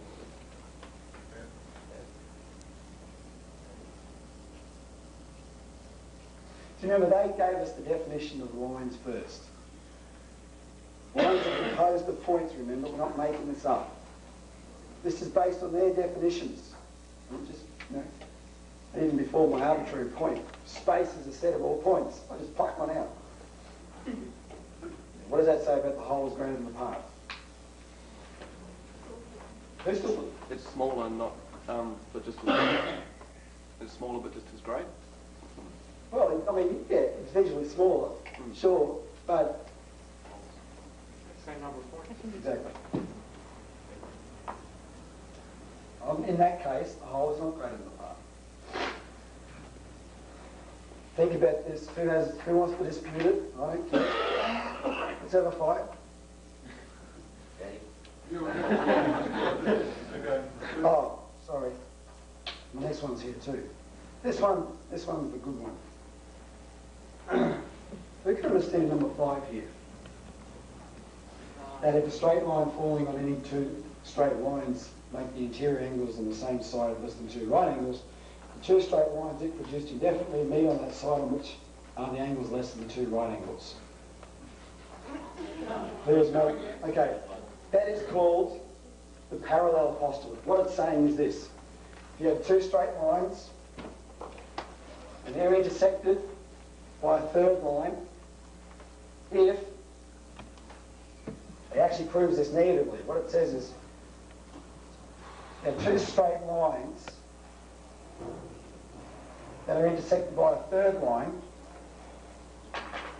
and the angles of intersection are less than right angles. On the side where the angles are less than right angles, the 2 straight lines will meet. Yeah, that's right. Let me just do that a bit more distorted. 2 straight lines, line intersecting them. That angle there and that angle there is less than 90 degrees, less than right angle. Therefore, the 2 straight lines meet. What that is, the parallel, it's a negative proof of the parallel postulate, which is if those 2 angles are right angles, What does that mean about these two lines? They're parallel. Euclid says they meet at infinity, which is, that was Lisa's picture before of the painting, and the question of perspective, the point of infinity, the two, you can draw that in the painting, there's the point. Railway tracks, supposed to represent perspective, but the railway tracks are straight, they're parallel, sorry, right? Those lines are parallel. If they're intersected by right angles, these two lines will meet at infinity, or in other words, they won't meet. They'll be parallel. They'll go out into space infinitely parallel. Okay.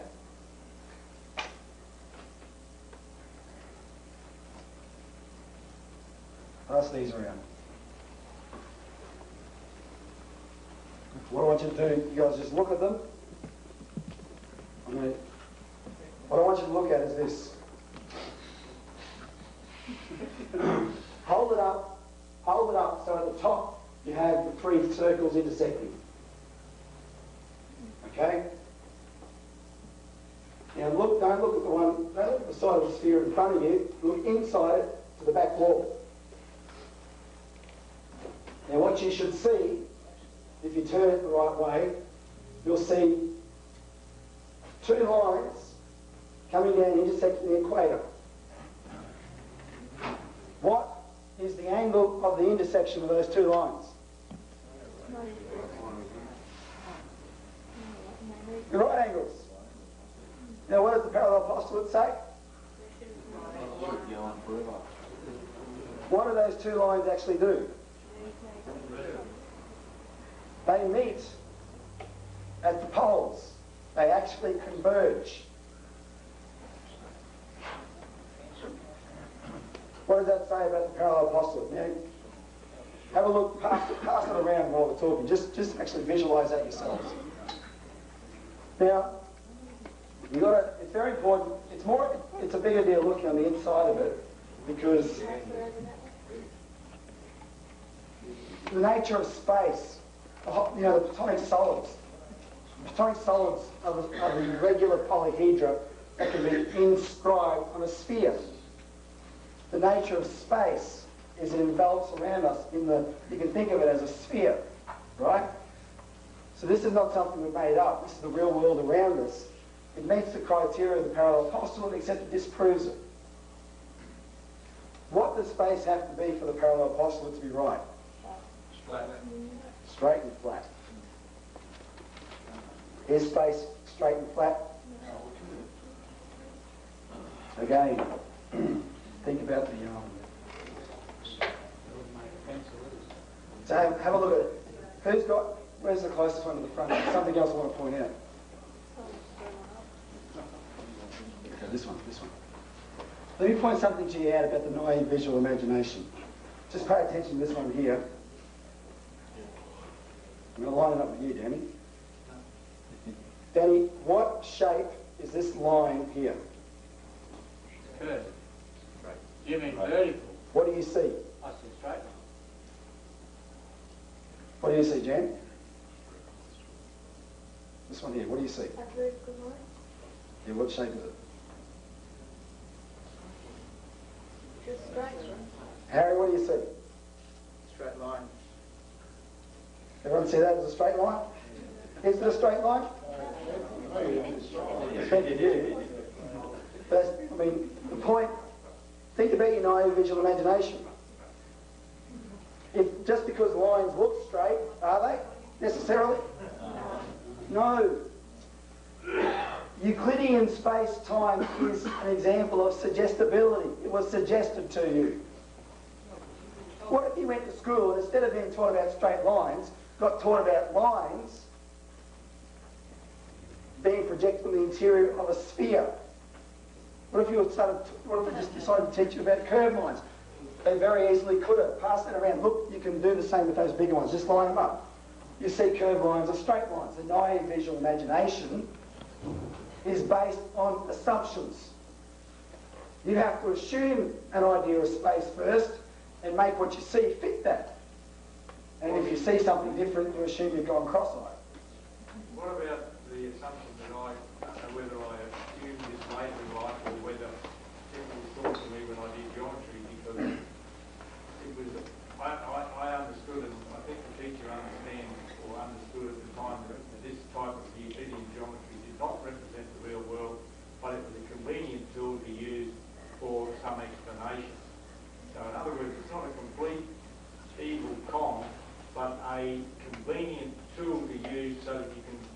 straight wall on a house. Computers aren't complete evil cons either. They're convenient tools to use, but computers can be complete evil cons. Right? It's a valid point, but point is, you know, we like to think that you know, we like to think of evil as the way we're brought up thinking about what's evil and what's good, based on our pre-existing prejudices. And what I'm saying is this: the fact that that school textbook can exist. I mean, you might have had a good teacher. Riemann had a good teacher. That's why Riemann made the discoveries he did. I'll talk about him in a minute. Gauss, he had a very good teacher who did all kinds of stuff to disprove Euclidean geometry. But what the oligarchy has done is taken and they've turned what is a useful tool. If you want to build a house, are you going to think about a piece of wood as a curve? What's the use of that? Most of it is these days.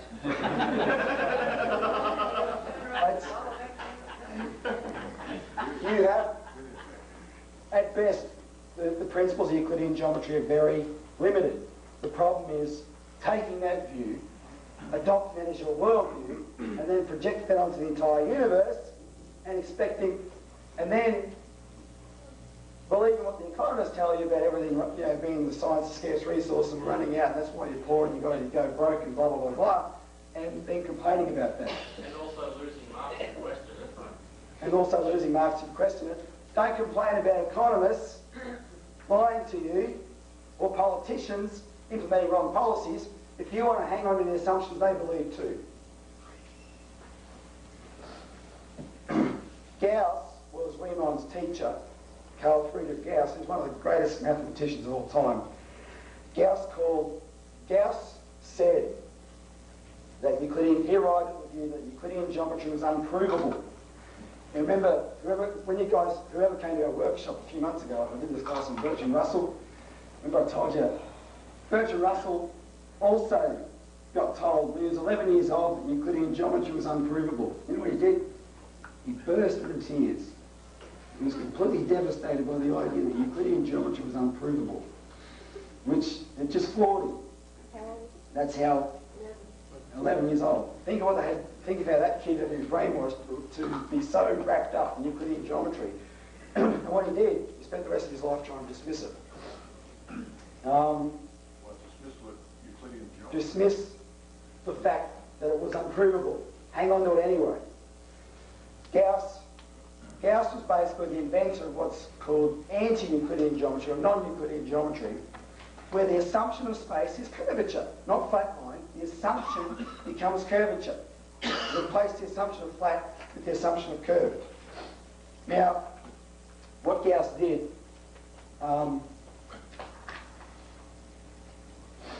see this sphere, actually here's a better one. How many degrees in a triangle? 180. All the angles of a triangle always are 180 degrees, right?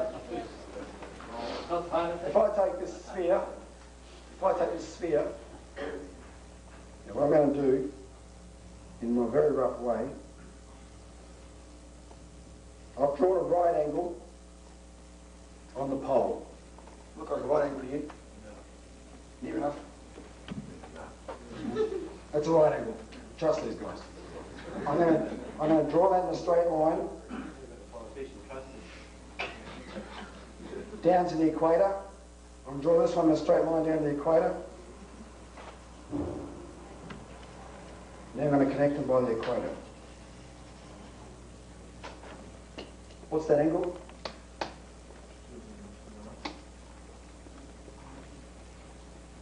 Is that a hit? Is that it? What's that angle?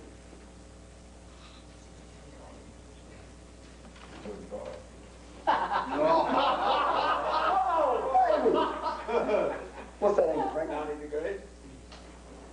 What's that angle?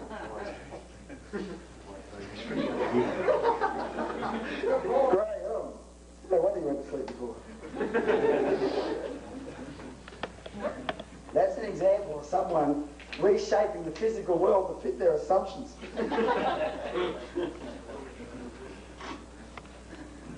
Catch. Pass it around. Have a look at it. They're all 90-degree angles. 93 is up.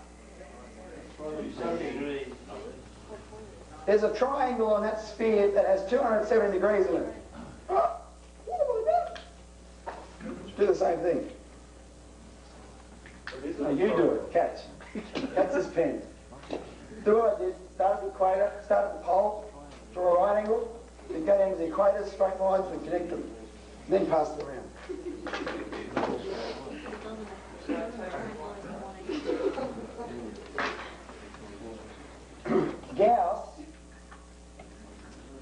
Gauss was messing around with these ideas. What he set out to do was prove it on the actual physical world.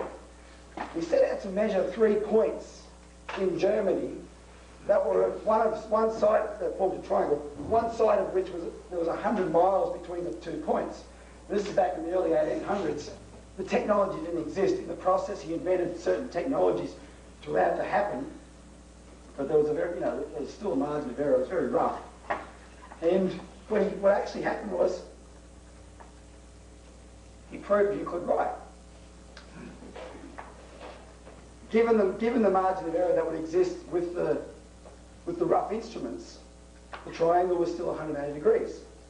Now look at that sphere though, and then look at this sphere. What Gauss was measuring was a spot on the Earth that was sort of like 1/20th of my fingernail. Right? Now the Earth is still a sphere, but just because it didn't work in that case, you understand why we look at the size. If you do take it out to the very large, right, what you see there is not a trick. That's a 270-degree triangle. Now, what's the shortest distance on a sphere on the planet, on the Earth? What do they call the shortest distance, or the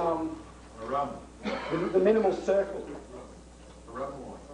RHUND. And what is that? It's a straight line, but it's curved over the surface of the Earth. Narrow it down a bit more though. It's not just curved over. It's the shortest distance between 2 points on the surface of the Earth. It's the shortest distance between 2 points. That is called, you call it a rubber line. Yeah. That is, the great circle is the shortest distance between 2 points on the Earth. The great circle, of course, is a circle that goes through the poles. This thing here is half a great circle, for example. And it's the shortest, any point on the Earth, the shortest distance with the great circle. Yeah, of course, sometimes you travel sideways, there's no poles, but it's the same principle, right? Anti-Euclidean geometry replaces the concept of a straight line with the concept of the shortest line, which is a curve, and it's called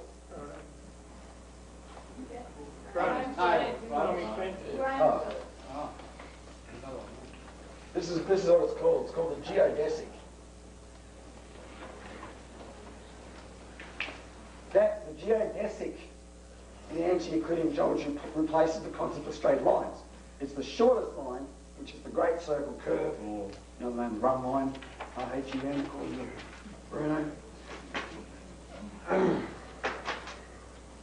Who's keeping up with me here? Well, you just lost me. Say ask that question again about this. I would have thought you were talking about the smallest circle.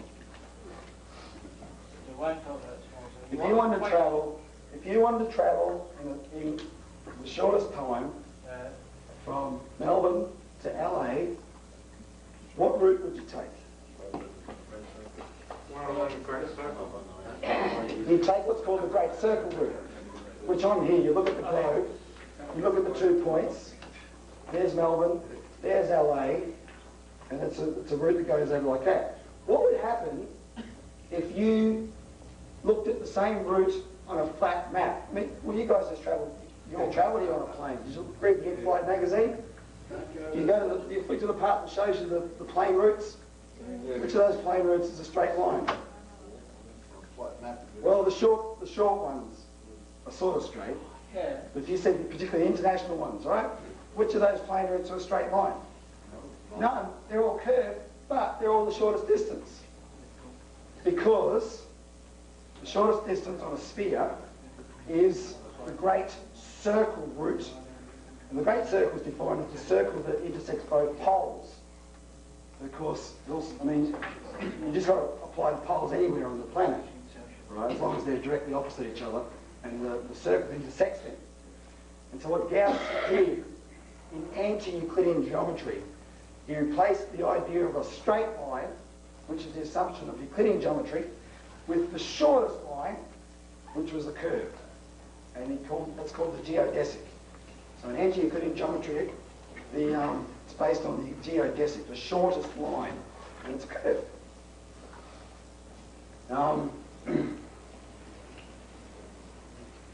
So you can have a triangle with curved line. What's a triangle? Or what you do on that sphere, you can have on a curved line that is. Yeah, I wouldn't start with the idea of a triangle being 180 degrees, but I would use the definition. A triangle is a shape, three-sided shape. Right? It's actually triangle, which means three angles. Three angles. There you go. Triangle, three angles. Thanks, Reese. I didn't come and use At least for something. Okay. There's one more thing. Keep this idea in your head of shortest line, not straight line. We saw it in the cycloid. We see it in anti-Euclidean geometry on the surface of a sphere. What I have in here is a whole heap of goo. Now, I need a volunteer that can wash their hands afterwards. Harry? Harry, come here. You won't have to wash your hands up. Oh, your sleeves up. Roll your sleeve up. This one. Put your hand in there and just softly stir it around a little bit. Look at your hand. Now go wash your hands. No, just hold it up a little bit. How does that make your hands feel? Okay. Put your hand in there and stop the swirl. I don't want the swirl.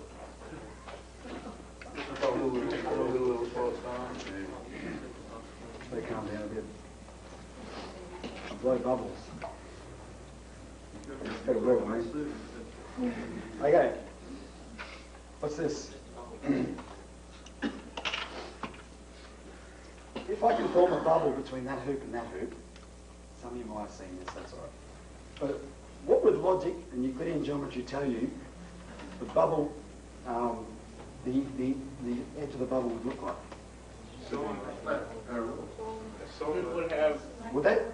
Would straight from there to there be the shortest distance? Yeah.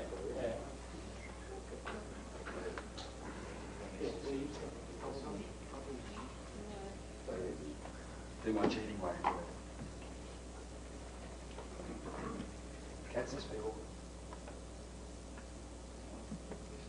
Okay. You can see that. Yep.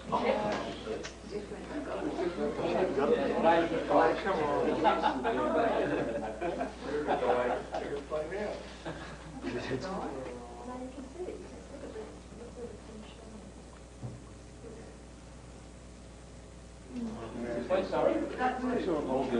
Harry, get your hand back here.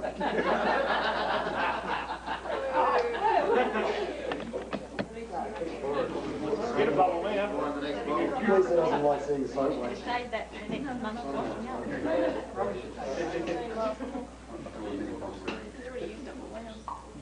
Don't bleed that.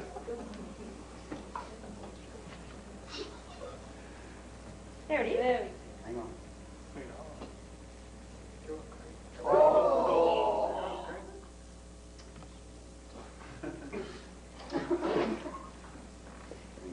Gets distorted a bit. It's in there. Yeah, add more glycerin. Oh, I'll try. Bear with me. Yeah.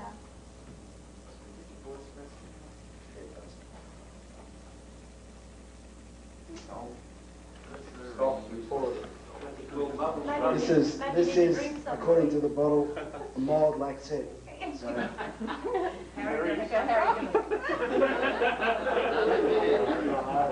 We can bring it up,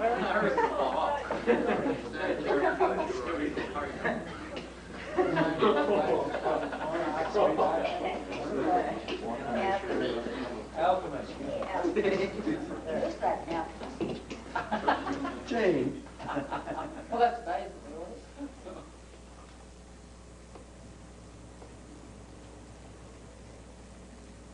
okay, can you all see that? Camera. Yeah. Okay. Got it? It's all right. On camera. Okay, that is called the minimal surface. Someone get me a towel. I was told it did axis of gravity. Oh, the Didn't you see the bottom? I know. The bottom was going They up. told me. Is that, well, we're telling they're full of, you know what? The reason I had to pop that bottle in there is so you can see the bottom. Do it. You guys can muck around with this later. What did you call it again, Rob? That is called the minimal surface. It creates a surface around the hoops, and that's called the minimal surface. Now, if you measured an area, that would be more in a linear area measurement than just a straight line connection. But it's the minimal surface. That's right, isn't it, Jeremy? I think it is. I mean, I haven't explored that side of it. Anyway, that's what it's called. It's a curve. That curve is called a catenary. You all know what a catenary is? Catenary is the curve that a chain assumes under its own weight, held between 2 points. It's the principle of suspension bridge, a catenary curve, right?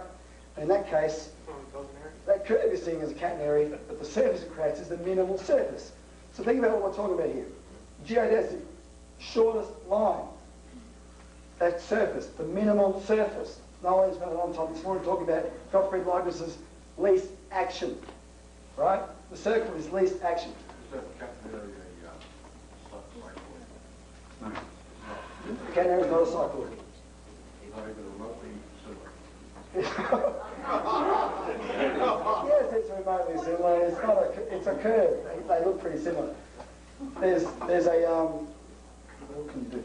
If you guys, if you want to look at that with Alio, how Gauss determined the orbital series, that has a whole thing about the principles of the properties of catenaries that are very interesting. But it's not a cycloid, different curve. But the curve has all curves have a special property. You see this. This common thread though. Leibniz talked about the circle and the cycloid being least action. Gauss talks about the shortest distance on the surface. That is on the sphere. That catenary was the minimal surface that the bubble took between the two hoops, none of which are straight lines. Different curves too, but none of which are straight lines. Circle, cycloid, and catenary, they all have this minimal, this principle of least action built into it.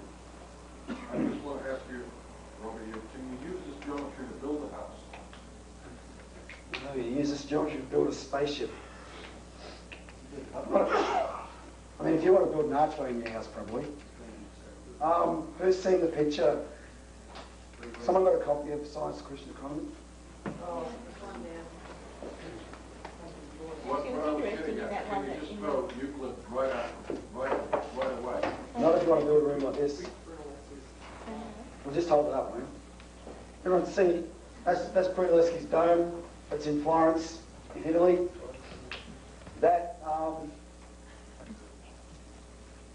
dome has another type of curvature which is called negative curvature. Negative curvature is the principle of the saddle. Saddle could curve this way between the horn and the horse's ass. And it's also curved that way. There's curvature going there and there's curvature going there. It goes in opposite. I mean, a ball, this is an example of positive curvature. The curvature is all in the same direction. Satellite example of negative curvature. The curvature of the different faces of that dome is slightly concave, or the dome has its own opposite curvature. That wasn't done with Euclidean geometry. Okay? Okay. Just one.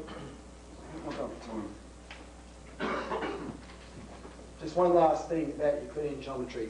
You all know the Pythagorean theorem? Everybody uses this.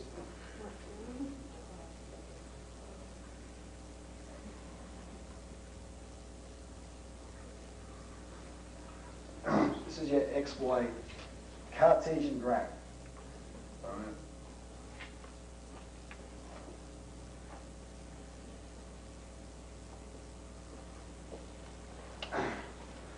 This is the numero uno metric for physics.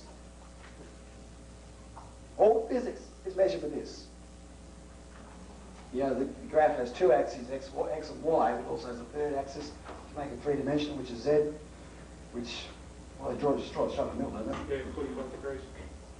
Okay, and the Z axis. Let's ignore that one for a while.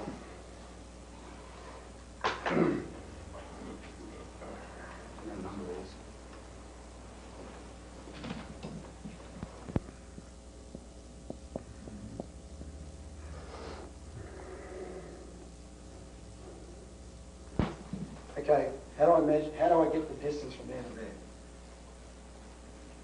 How do I know how long between those 2 points? Do I know? Exactly. You make a triangle, and then you just use the Pythagorean theorem, being x squared plus y squared equals z squared. In this case, starts at 3 ends in 6, so x is 3 squared. Starts in 1, ends in 4, 3 squared. 9, 9, 18, square root of 18. You can work that out. If that was, if I didn't miscalculate a bit, if I decide to make that this point here, of course, that's something we could work out without a calculator. That then becomes 4 squared. What's the answer? 25 z equals 5. So that's that metric. That's called the we use the Pythagorean theorem, right? But the idea of using this as the metric for everything in physics is called the Pythagorean. And with the z squared, in 3 dimensions, up here, well, the theorem actually stays pretty much the same. It becomes x squared plus y squared plus z squared equals your answer. It just makes it 3-dimensional. But it's the same idea. Now, when I say that's the metric for everything in physics, that is everything. Even Gauss used that. What is the shape of Cartesian space? Glass. 4 square.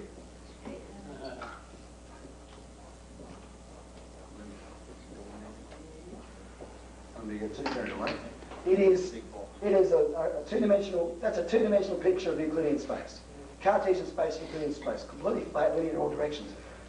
So the principle behind the Pythagorean theorem is triangles based with that as the assumption that it's all flat. Right? That's how the Pythagorean theorem works. Now, the use of the Pythagorean, even by the best physicists, assumes something. And that assumption is what I said Einstein couldn't get rid of, etc., which is the idea that, sure, there's curves and all that, but if you can break it down to its smallest component parts, you get straight lines, and therefore you can use linearization in the small. But Is that true? Well, let's have a look. How can we say Euclidean geometry was an evil operation? Let's think about it this way. What did the ancient people before Euclid know about the universe? Was it straight lines to them? They knew it was round. Someone said the pyramids. The ancient Egyptians lined up the 3 pyramids at Giza, lined up to line up with Orion's belt in the sky when it was down near the horizon at the time of its cycle, which shows, it's sort of difficult to explain to you. Think of the pyramids. We can give you something to read on this. We've seen Orion's belts, the 3 stars that go in a row in the sky. That's the horizon. 10,000 years BC was when Orion's belt lined up with the pyramids. That gives you, it's actually a good way to get it. You get an idea of the date of the pyramids then. British history doesn't go back much further than 4000 BC. This shows at least 10,000 BC. These pyramids had to be planned cognitively. The workmanship, still can't probably be explained today how they did it. But they were astronomically lined up. In other words, you had an astronomical culture. What do astronomical cultures see? Curvature. You look in the sky at night. Who's ever looked at the Southern Cross all night? Does the Southern Cross set? No. Have a look. You said no, you're right. It doesn't set. It rolls over, but it doesn't set. Do the stars... What do you mean, state? Yeah. The sun rises in the east and sets in the west. The stars that are on the same path as the sun rise and set, right? Over the course of the night, you look at the Southern Cross, it stays there. What it does is it turns around, turns upside down. Why? What governs the rotation of the stars and the sun? The rotation of the Earth. Think about, okay, you guys are all the stars. That light is the Southern Cross. Turn the planet upside down. Imagine you're in Australia. Is the light shining in Australia? Can Australia see you anymore? No. You stars have set. Now you're in prison again. You've set. Anyway, you get the idea. Well, you guys disappeared to Australia. That star doesn't. Why?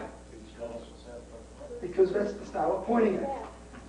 The ancients knew, the ancients thought of the night sky, the stars, as the inside of a sphere. That's how they pictured it, because that's what you could see. You could see where you were in the northern hemisphere. The North Star, it didn't move. It stayed there all day. And all the stars revolved around it. Who's ever seen time-lapse photography of the northern sky, and you see the circles? That's what you see. What you see is curvature. That's what the ancients knew. They were astronomical cultures based on knowing astronomy, knowing space was curved. You could come along and say, everything's flat. How else do we know space is what the ancients saw?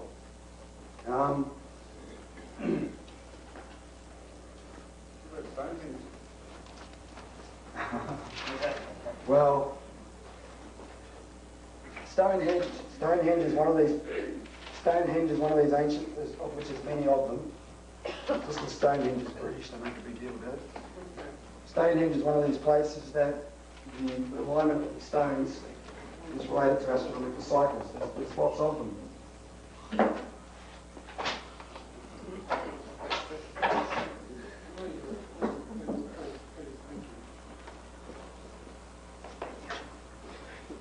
One of the greatest of the ancients was this guy named Eratosthenes. Eratosthenes not only knew, the idea Christopher Columbus discovered the Earth was round is a total fairy tale, right? The ancient Greeks and the Egyptians, they all knew it.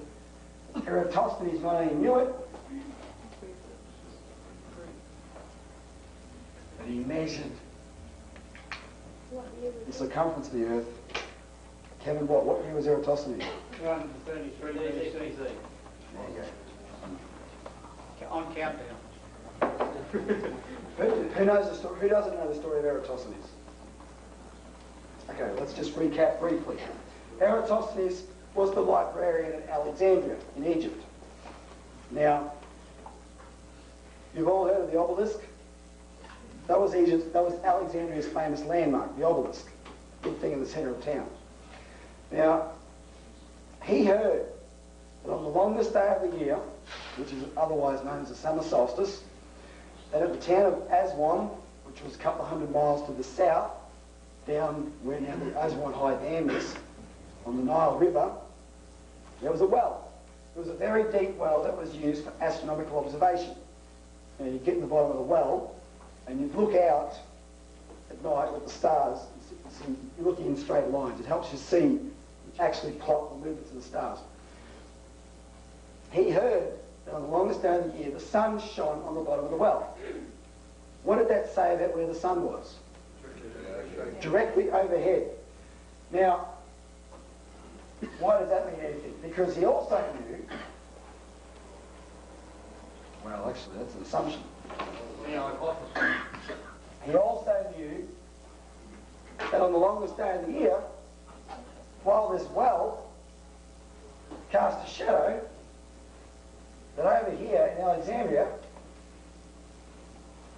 the obelisk, while the sun shone directly above the well, in Alexandria the obelisk cast a shadow. Aha. That was a paradox. They assumed, because the sun was so far away, let me draw this in a different way, because the sun was so far away, out here, that the sun's light, when it reached the earth, the rays were parallel. Okay? Which for all intents and purposes is true. Now,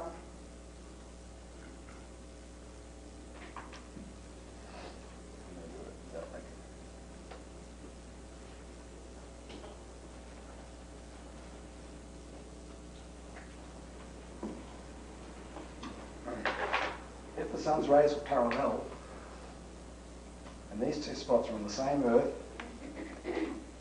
how could that cast a shadow and the sun at the same time as the sun was directly overhead of that? It must have been the leaning tower of Pisa.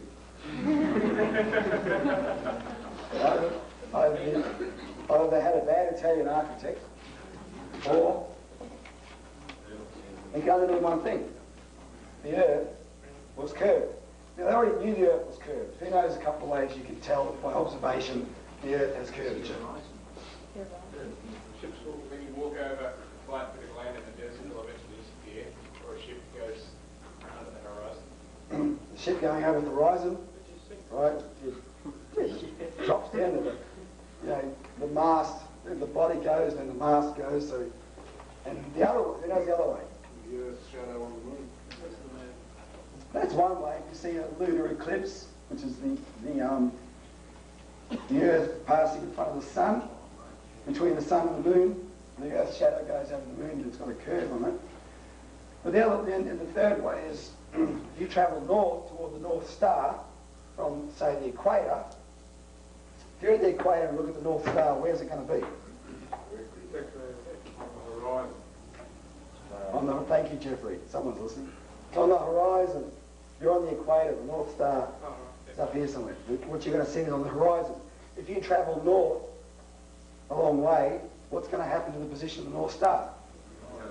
It's going to come virtually. I mean, you get there a great way ahead, but at least you're going to, you don't have to travel that far.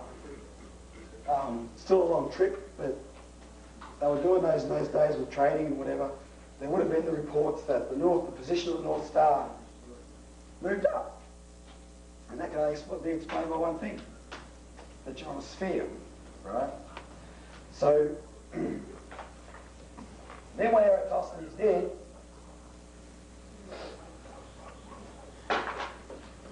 of course,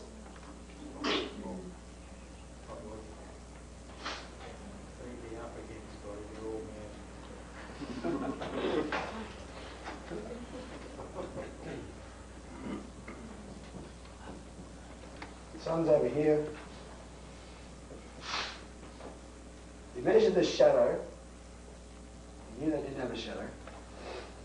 If the Earth is a sphere, where are both the obelisk and the obelisk and the well are constructed straight up and down using a plumb bob, where are they both pointing? Exactly. They're pointing straight out, but the other way, they're pointing to the centre of the Earth. So you measured that angle there, which was 7.5 degrees of the shadow. You measured the angle of the shadow. Now, you knew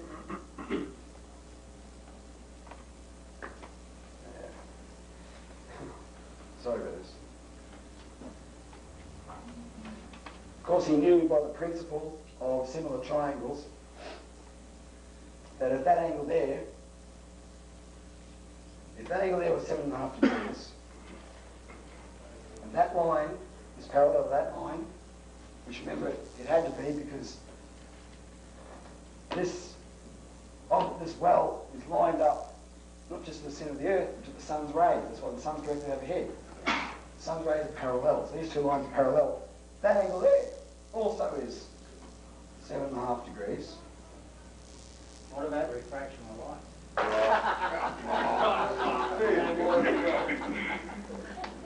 What's it? How many degrees in a circle? 360. He worked out that 7.5 degrees was 1/50th of a circle. Then he measured the distance between Alexandria and Aswan, which was 490 miles. He multiplied the two. 490 times 50 equals 24,500 miles. 50 kilometres out. He measured that. Does everyone see what he did? He measured that 2,100 years before man, a single human being had ever seen the curvature of the Earth, which was 1960s. Yuri Gagarin went up in the spaceship. Is there any evidence that Yuri Gagarin covered the circle? What? He took a picture. I got it on my bullet home. That was only 9 cents. Let me ask this. Remember the question of squaring the circle? If you add, how many sides do you have to add to the polygon before it becomes a circle? It doesn't. So a polygon, no matter how many sides it's got, will never be a circle. Okay. That also means then no part of a circle can be a straight line. Yes. Right? Deductive reason. We use their weapons against them. If Eratosthenes figured out that the Earth as a whole is a sphere, so a line, the shortest line on the surface of the Earth, is a circle, what part of that circle can be flat? No? I.e. the very space you're standing on right now is part of a circle. Nicholas Akuza, I'm not going to explain this, he went so far to say that an infinite line is an infinite circle. And he also said, and it's also an infinite triangle. I'm not going to explain that. Are there any such things as straight lines? Because it goes into space. If I mean, you could, it always goes back to this visual stuff, sense perception. What do we see with sense perception? We're tricking ourselves, suggestibility. If I got a rope, the length of this room, and someone held it at a fixed point down that end, sort of like the principle of compass, and I tied a pen to this end, and I marked out a foot, what shape would that line be? What would we see it as? It looks straight. Is it a straight line? No, it's part of a circle. Right? That's what you've got to think about. Let me, what does this have to do with Riemann? You were hoping I forgot you, didn't you? Let me just do one little more experiment. How do you know what... I forgot to show you. How did Eratosthenes know it was midday? Yeah, but he wasn't at Osborne. So what's this? This is one way. I want to do this because it shows something else as well. See, if he was in a place where 7.5 degree was, and the sun's direct overhead, yeah, well, he couldn't know through a sundial that it was... No, exactly. Look at those, they're called gnomons, and they're right angles. I'll put them there. This is the sun. Can we turn the light off for a second, Craig? Is that right? Yeah, sure. Take the lights off, please. I'll put this on an angle for you guys. Okay. This is actually what happens. You can do this yourself, put a stick in the ground. Sun's rising. What do you notice about those shadows? Moving along. Now, of course, I'm not going to put this sun directly overhead because it wasn't. It was in one place, but not where Eratosthenes was. What happened? They lined up. What time of day would it be when they lined up? High noon. That's one way you can tell. Only if they were on the north meridian. And if they're on the north-south meridian, why is that? Why do they have to be north and south of each other? Because the sun goes east and west, or else it wouldn't work. No, you're exactly right. That's one very simple way to tell when it's midday. Midday is not when your clock says 12 o'clock, because we've got daylight savings. Can we turn the lights back on? In Queensland, we haven't worked You guys, Morris and Ross did this experiment a few years ago because Morris was lucky enough to live on the Tropic of Capricorn. Why is the Tropic of Capricorn special, Morris? Why is the Tropic of Capricorn special? Because you live on it. We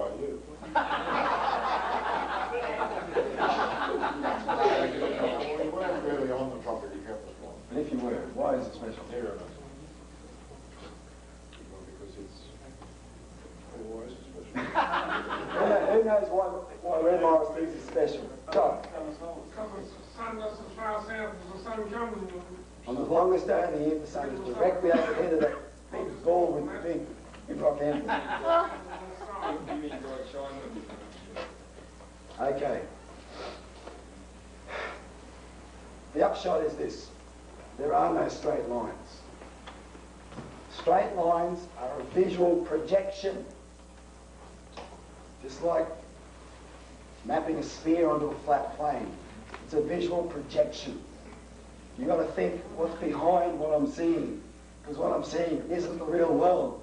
It's like that guy chained at the bottom of that cave who's looking at the back wall, right? And all he's seeing is shapes, shadows on the wall cast by puppets behind him. And the puppets themselves aren't the real world even. They themselves are based on real people, right? But all he sees is shapes. What you see visually isn't the real world. You've got to look behind that. This is what Riemann said in his famous piece, which, I am going a little bit over 3 hours, I'm afraid. Well, I knew that. I put a 4-hour tape in.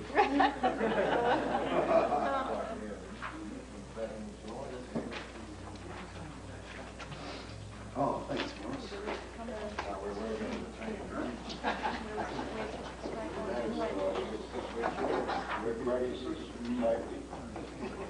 Where do you get the straight line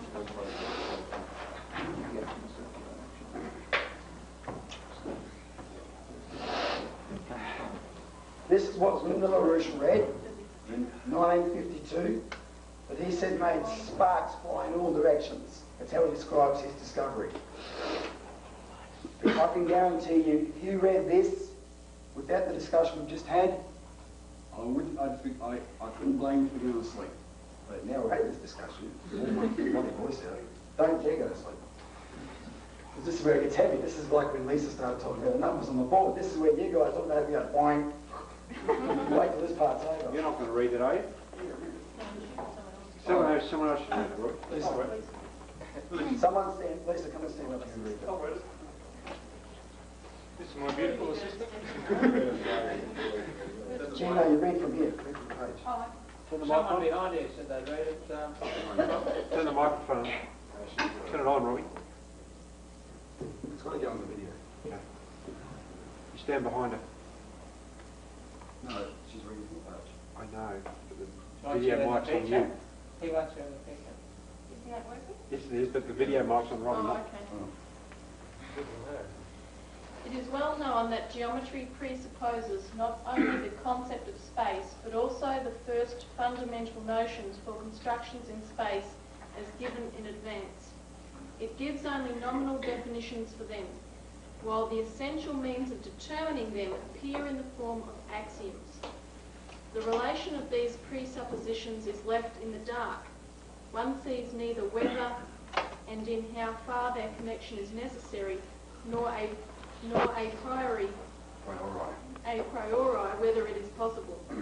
From Euclid to Legendre, to name the most renowned of modern writers on geometry, this darkness has been lifted neither by the mathematicians nor by the philosophers who have laboured upon it. The reason of this lay perhaps in the fact that the general concept of multiply extended magnitudes, in which spatial magnitudes are comprehended, has not been elaborated at all. Accordingly, I have proposed to myself at first the problem of constructing the concept of a multiply extended magnitude out of general notions of quantity. From this it will result that a multiply extended magnitude is susceptible of various metric relations, and that space accordingly constitutes only a particular case of a triply extended magnitude.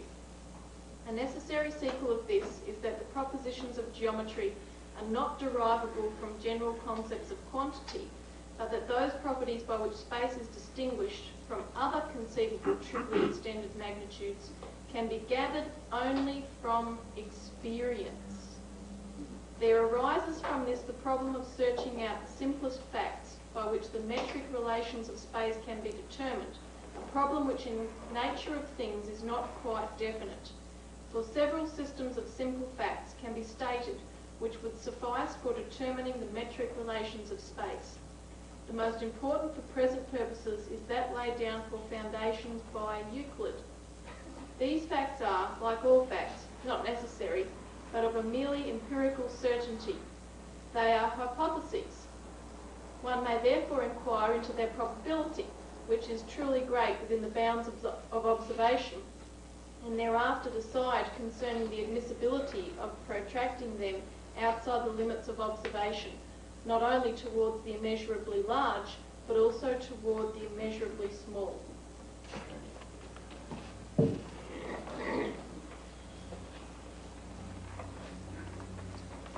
Did any part of that make any sense? The first three words is well Give yourselves a little bit of credit. I think if you thought about it a bit, you'd actually work it out. Let me just recap though, just to help. I mean, you've got to think about a lot. What? Yeah, we can photocopy it. People just take it home and read it. What Riemann's saying, this is the introduction to his paper. What he's saying is this. He is saying what we have just experienced. That the basic tenets of Euclidean geometry are unproven suppositions. See in the first bit. It is well-known geometry presupposing not only the concept of space, but also the first fundamental notions for construction. It is well-known geometry presupposes. And then it says it gives only nominal definitions for them, while the essential means to determine them appear in the form of axioms. The relations of these presuppositions is left in the dark. It's not explained why. He says from Euclid to Legendre, which was the first of the great geometers, to the guy who he had read himself from the 19th century, one of the greatest mathematicians of that time. He said, no one has been able to lift the darkness, right? They've laboured upon it, they can't lift the darkness. They're unproven suppositions. Then he says something very, very important.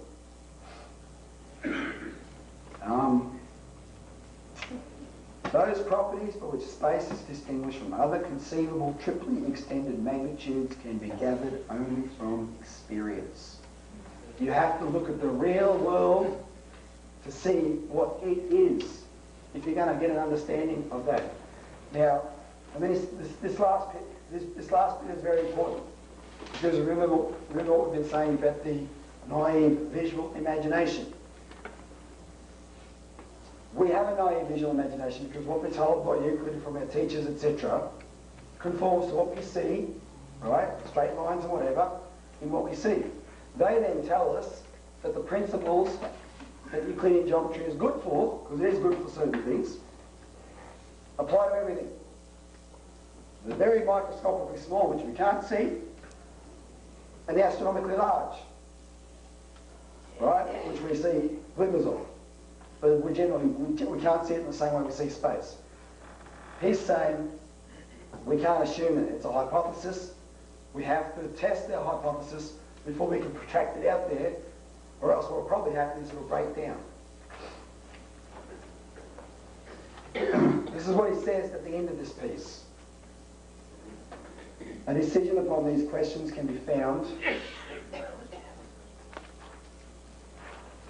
Just to hold it really along with me.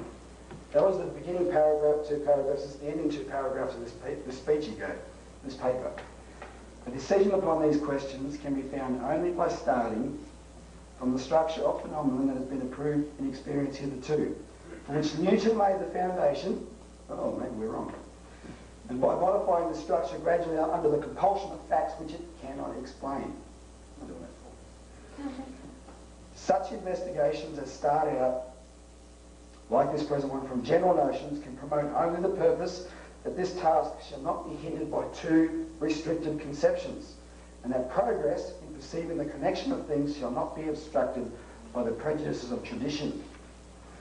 This path leads out into the domain of another science, into a realm of physics, into which the nature of this present occasion forbids us to penetrate. You know what I mean? He was giving a speech. There's a funny story about this speech. What happened was, Riemann was a student of this guy Gauss, who did this stuff on the shortest line, etc. Now, this was a paper he wrote in order to qualify for a position at the University of Göttingen in Germany. And so the university faculty, you had to write a paper, they would listen to your ideas, mark you on it, and decide whether you get the position or not. Now the tradition was that you gave the faculty 3 subjects upon which you would be happy to speak, and they would choose which one they wanted to hear from you on. So Riemann was very busy at this time. He was studying other things and whatever. He was only a young man. Remember, he died at the age of 39. When he gave the university 3 subjects, 2 of which he'd already written the papers on. The third one was called On the Hypotheses Which Lie at the Foundations of Geometry. He hadn't written it. He'd only conceived the idea enough to come up with a title. He just threw it in there. Gauss had spent so much time himself on this question of Euclidean geometry versus anti-Euclidean geometry, he was fascinated by the title. And he said, I want you to do that one. And we were like, oh, damn. So he had to work his butt off for a week and get this paper in shape or something like that, about a week. He wrote to his brother at the time, oh, I'm so stressed that I've got to do this paper. Because he had so much other stuff going on. And this is the paper that he wrote. Gauss heard it. Now, Gauss had a reputation of being a bit of a mean old bugger. They described Gauss after listening to the speech. He was skipping back to his office. He was over the moon about what he'd heard from this very young guy, Riemann, about these ideas, right? It's funny the way it works. I mean, it very nearly didn't happen. But this paper, written in 1854, we haven't gone through all the ideas, it introduced the question of multiply connected manifolds upon which our understanding of science today rests. Right, so let's just get a thing about that. But first of all, though, just go back to this question. So what he says, We're going to investigate this, he says. Progress in perceiving the connection of things. That's what he's after. How is the universe connected? How does it work? It shall be obstructed by the prejudices of tradition. That's what he was talking about. Or a fixed axiom. Yeah, Euclidean geometry. We have to think outside that. But there's only one way you can. And that is, you've got to leave mathematics and geometry and you've got to go to physics, i.e. the real world.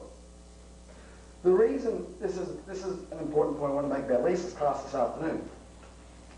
Lynn read that paragraph there, I mean at the end of reading the whole paper, when he read that paragraph there, that's what he read that made his head go bang. I've got it.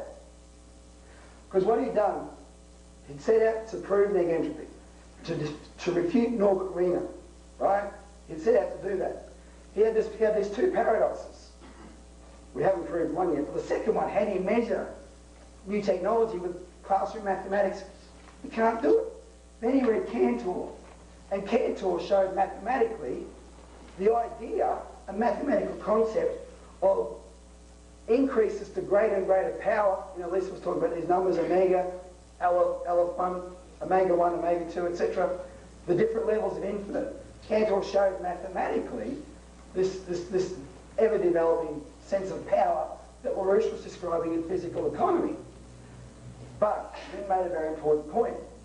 Mathematics cannot represent causality. That's all we're talking about at the beginning. It can't do it. It can describe what's happening. It cannot represent why.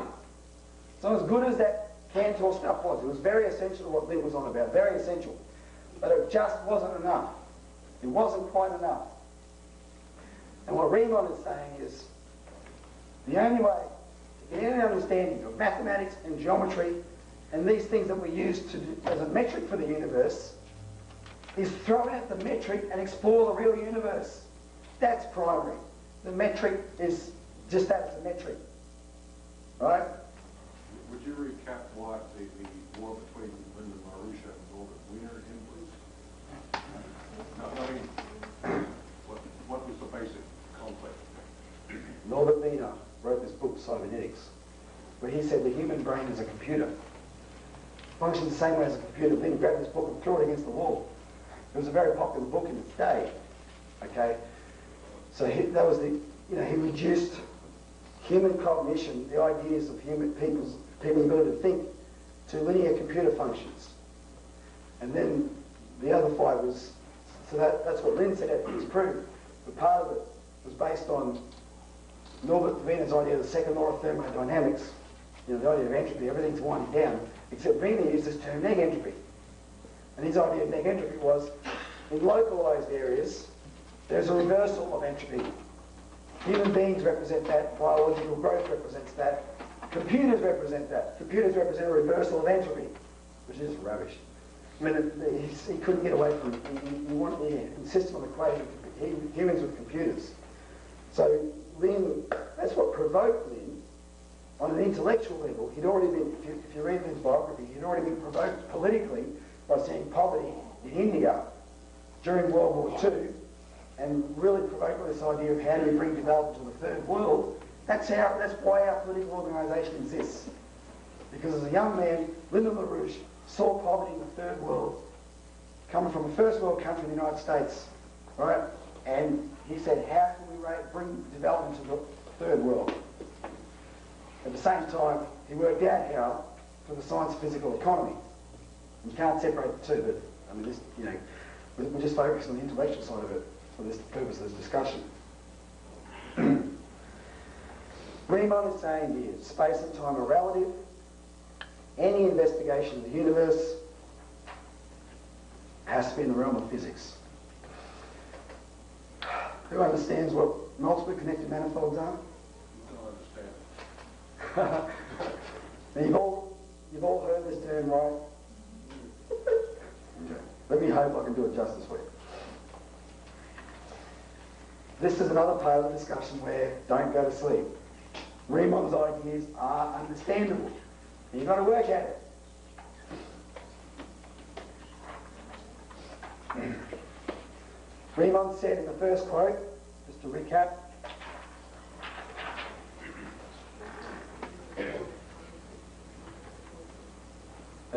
sentence there. The reason of this, the reason this darkness was upon the face of the scientific world, lay perhaps in the fact that the general concept of multiple extended magnitudes has not been elaborated at all.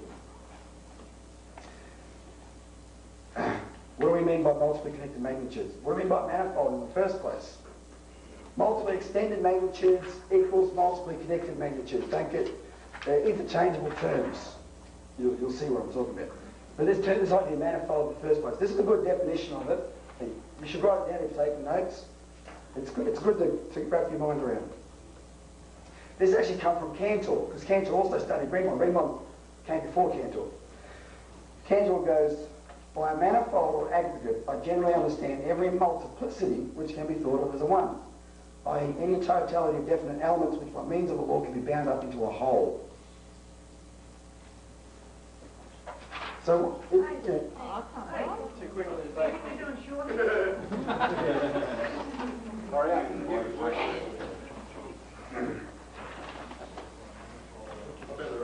So integers would be like a manifold, the idea of an integer. yeah. There's manifolds and manifolds and manifolds and manifolds. You literally got to think. It's the way you think about it. That's what we're talking about here. I mean, in the physical universe there's manifolds, in mathematical concepts there's manifolds. We're a manifold. This collection of people in this room are all connected with each other. In the manifold of this weekend, you're all the multiplicities which are bound up into a one, right? A lot of gas coming together. Well, that's the metaphor. I love you, man.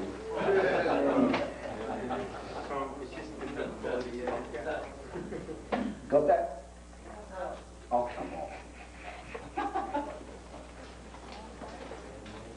I'll come back to it.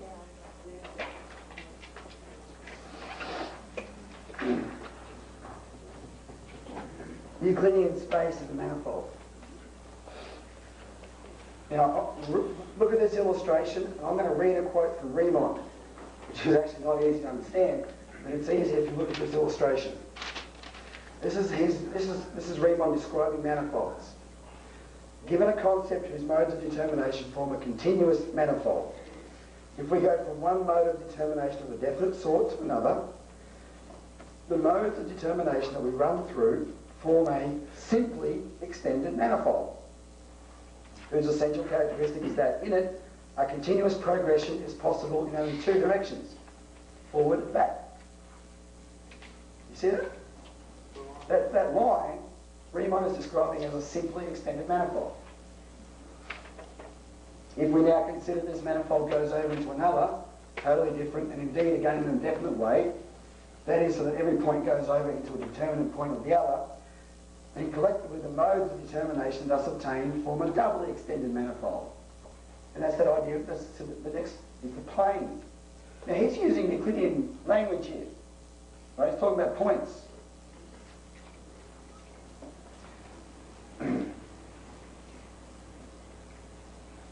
In a similar way, we obtain a triply extended manifold if we imagine that a doubly extended manifold goes over into another in a definite way, and it's easy to see how this construction can be continued. You take the plane, and you move the entire plane, extend the entire plane, you create a volume.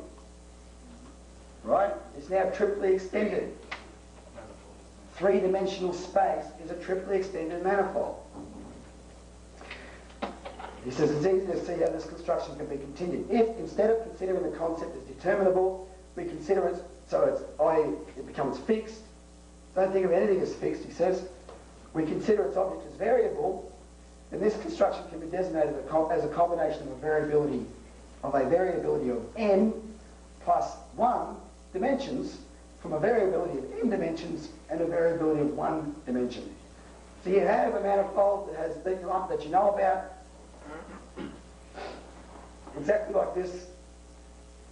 You extend the point, okay, it creates a simply extended manifold.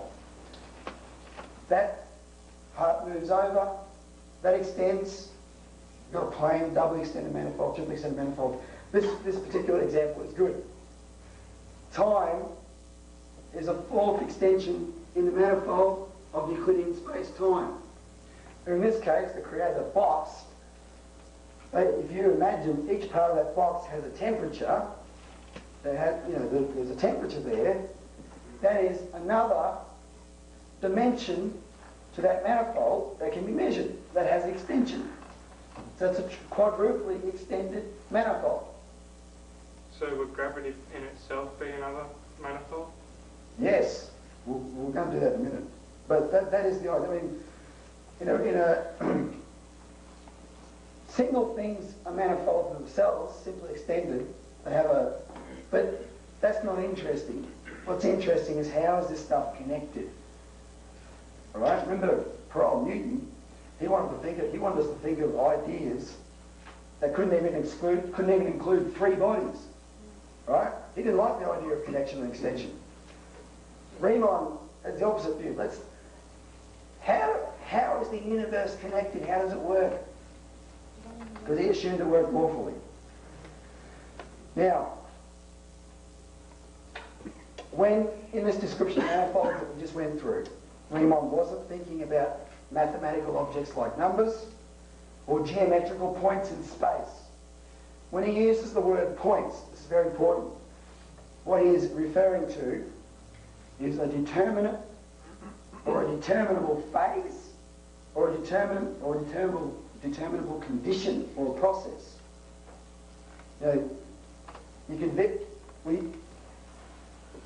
For the purposes of classes, you use naive visual imagination, including geometry all the time. But think about it in the real world, and think about the points not as geometrical objects, as you say, geometrical positions, but it's a phase of something that's happening. Right? It's a condition of a process that's happening. It's at a certain point in time, at a certain period of time, it's in a certain phase, it's in a certain condition. Right? And they're the points that he's talking about. How is their extension going on? What's the connection between them? The idea of multiply extended or multiply connected manifolds is denoted by Riemann as n-fold, where n is a variable. All it. Don't get confused by the algebra. It just represents, it could be any number. That's how many you've worked out up to that time, right? Euclidean space is triply extended. It's a linear triply extended manifold. Adding time makes it a quadruply extended manifold. Then what you do, you take that, the idea of Euclidean space time as a quadruply extended manifold, and you don't call it n plus 4. You include those 4 dimensions in your n. Therefore, anything that you discover on top of that becomes plus something, right? From the basis of the quadruply extended manifold you started with. So, for example, we think of space. Let's give Euclid his due. Think of the infinite, extension of space. Add time there. Therefore, we have a quadruply extended manifold. Now, what do we see in space?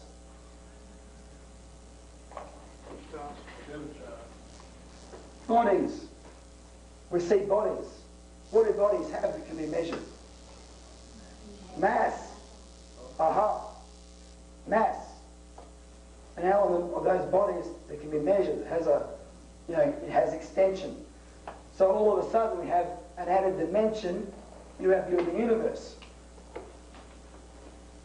So now we have n plus 1. You want to also know about the universe. There's not just mass. Energy. Light. Or think of something, think of charge or whatever, right? Dimensions that are dimensions in their own right that can be measured. So now all of a sudden, we've got a universe that's not just empty Euclidean space-time, it's n plus 2. We've got 2 other dimensions to it. Right? All of which are connected. You wonder, what's he so excited about?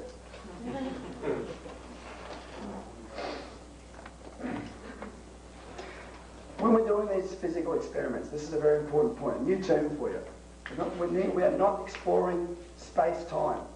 We are now exploring something that if you read on LaRouche's discovery, you've seen this term. Physical space time. The best way to think of that is space-time is empty. The real world has actual things going on, right? The real world, the real universe is physical space-time. Now, let's do a physical experiment to see what we're talking about. Ross. From the 1820s onwards, scientists were captivated by the idea that there was a connection between electricity and magnetism. They were blown away by it. They started thinking about, what's this connection? Is there a connection? What is the connection? Blah, blah, blah. Turn the OHP off, Ross. No, we need it. You need that. I hope it doesn't go on. Okay. Now, in doing this experiment, there's a compass. You all see that compass? That's pointing north. What I see is pointing out there. Oh yeah, it's pointing north. We're just doing that so you can see it. What makes the compass point north? Magnetism. So now, start thinking about magnetism as a manifold. It's its own manifold. Muck around with magnets and you'll see it's got all kinds of things going on.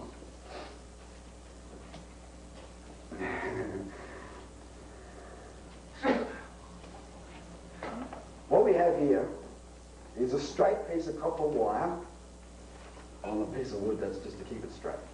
Okay? Now,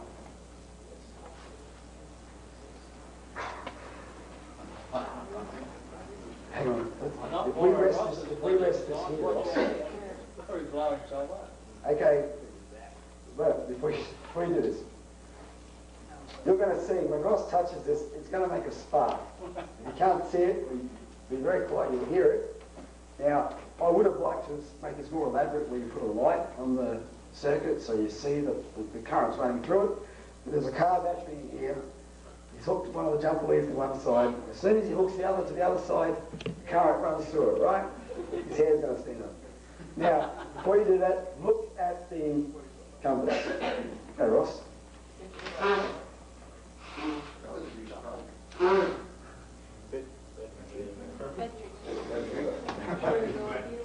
Nothing happened. Your props are failing there, Richard, are Robbie? I know. You hold him a little. What are you scared of, Ross? You hold him a little. You do it, Ross.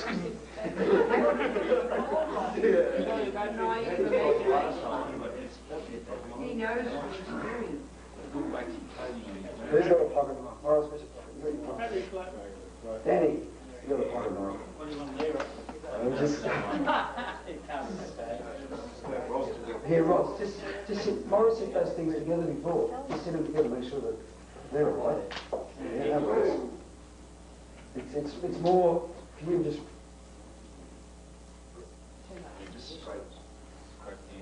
Danny, just help scrape the end of the wire a bit with your knife. Wire's not broken. Coated wire.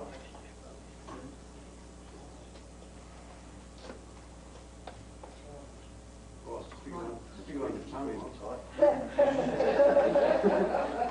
Probably been a hole in the finger, too.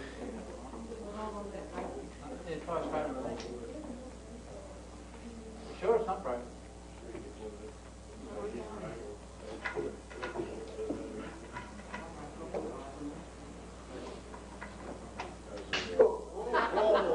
There we go, needle. What happened there?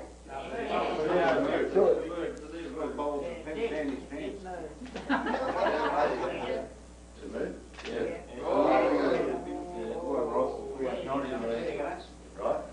Still a little fire, what's that piece? Just one more. Hold on.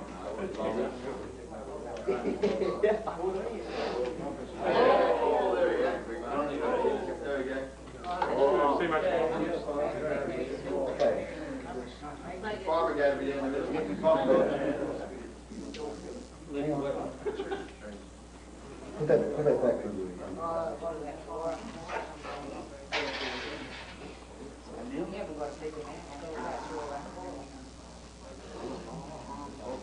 This is one of the other.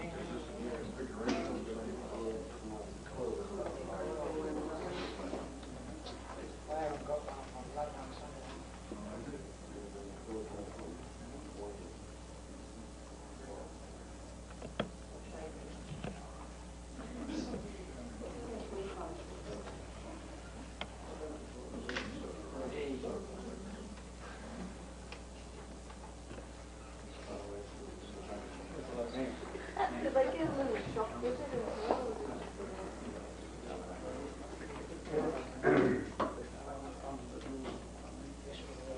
Get your right hand, left hand right hand. Sorry. Oh.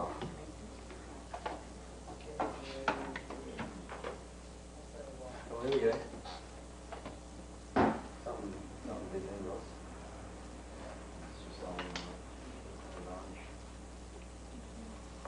Just let me strip this one a bit, they're all patient.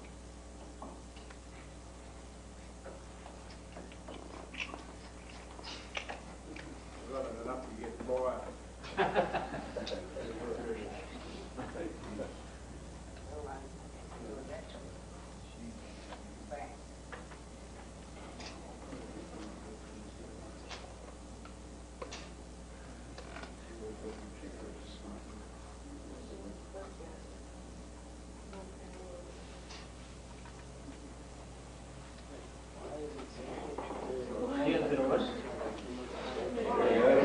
Okay, there we go. Okay. You all see that?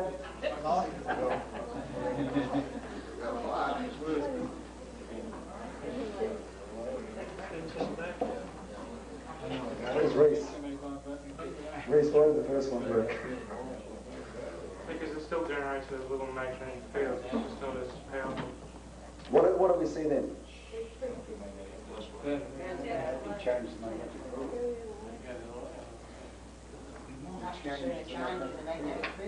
went the other way. See, the first one went down that way, and the second one went up that way. Yeah. But overall, what have we established? Electric current sets on magnetic field. What are we looking for? What are we looking for in the universe? Another dimension of matter. Connections. We're looking for connections. What have we established? We've established a connection between electricity and magnetism.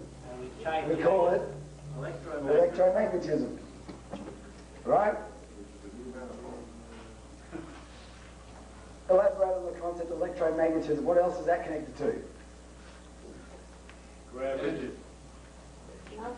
Gravity, light, then we have electromagnetic radiation. Right? The whole Einstein's whole unified field theory was based on Riemann, was looking for a connection between electricity, magnetism, gravity and light. There might have been something else I can't remember. What you've seen there, remember we thought of magnetism first as a manifold. What you've seen there is a multiply connected manifold. Alright? Now, what can you, how do I put this? Magnetism on its own, just on its own, before they discovered this connection, what did they use?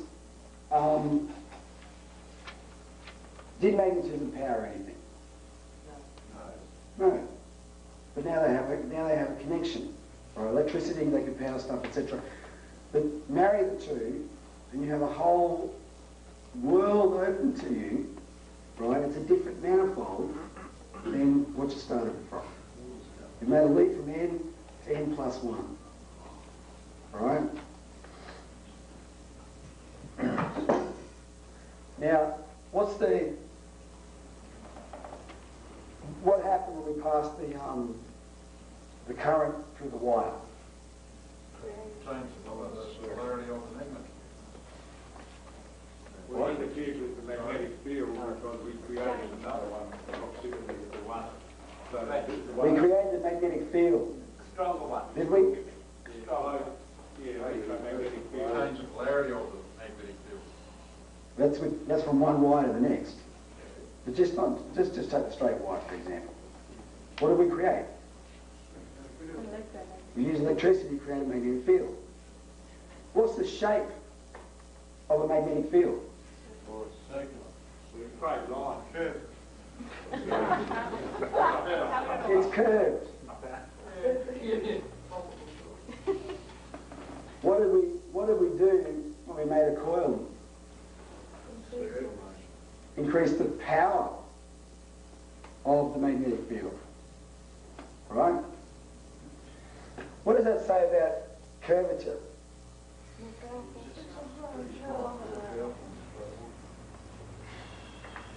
What we actually saw, think about it like this, what we saw was curvature act.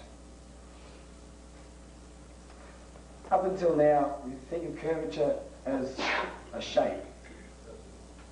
Remember what Nicholas Copernicus' discovery was about the circle? It wasn't a shape. It was a different species than a shape. It was action. Right? That's another example of curvature is action. See, in one sense, the shape of our universe is the idea of thinking about the universe as a shape is entirely Euclidean. Right? Even when we think of, because when I say to you, space is curved, you start thinking about the inside of a cone shell or something. You know, what happens? You get far enough out there and you go up alongside like the, see those motorbikes go around those pits, the wall of death, right? No, it's the action. The universe is physical space-time with action, right? And the action is curvature. The curvature is action. Now let's read what LaRouche says about Riemann's manifolds, because this was his discovery. The series of changes from n to n+1 dimensions is associated with a series of changes. Actually, I've got this here.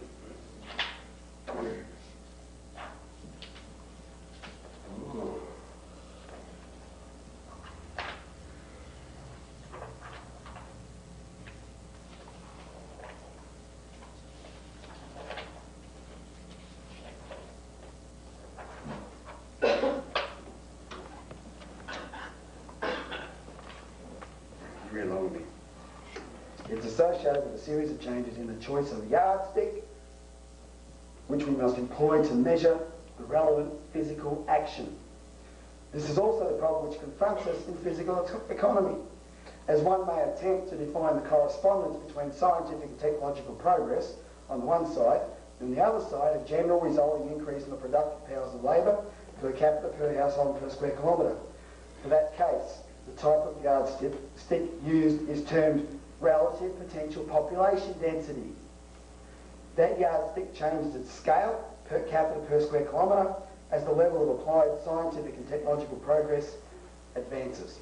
In other words, this was the solution to LaRouche's two paradoxes of neg-entropy. Right? The universe is, well, we'll cap on that a little bit. Before I describe it like that. Why is relative potential population density a yardstick? It's a measure, but... Because that's the profit that you're getting. More people who benefit. You have a greater carrying capacity, but hang on. He said it's a change in the choice of yardstick, except we're using the same yardstick to measure every level of economy. Isn't that a contradiction? But if the technology changes, the yardstick becomes irrelevant. Yeah, but that's what I mean. That thinking makes what LaRouche is saying somewhat of a contradiction, doesn't it? Because we're talking about using the same yardstick, relative potential population density, for all levels of economy. So what are you saying? That you are going to measure the potential or the density? The potential density. The relative population. the relative potential density. The relative potential Okay, just to recap. We all know how to measure population, right? There's 6 billion people in the world. According to German scientists, about 5 years ago, worked it out. They worked out at US living standards, the world today could hold 25 billion people. So we have 6 billion people, that's our population. Our potential population density is 25 billion people.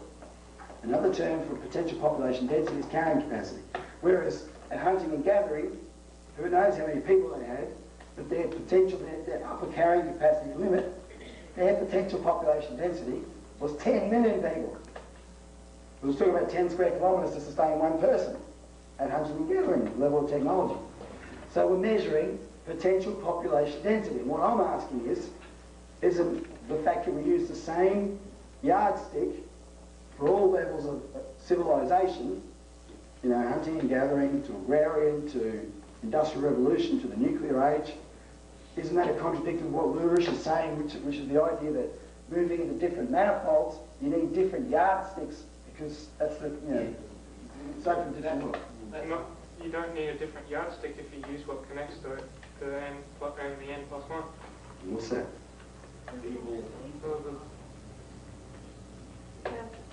The whole point of the exercise, as I interpret it, is the fact that the yardstick's no longer a fixed yardstick. It's actually growing with the system. Aha. Do you hear what Kevin said?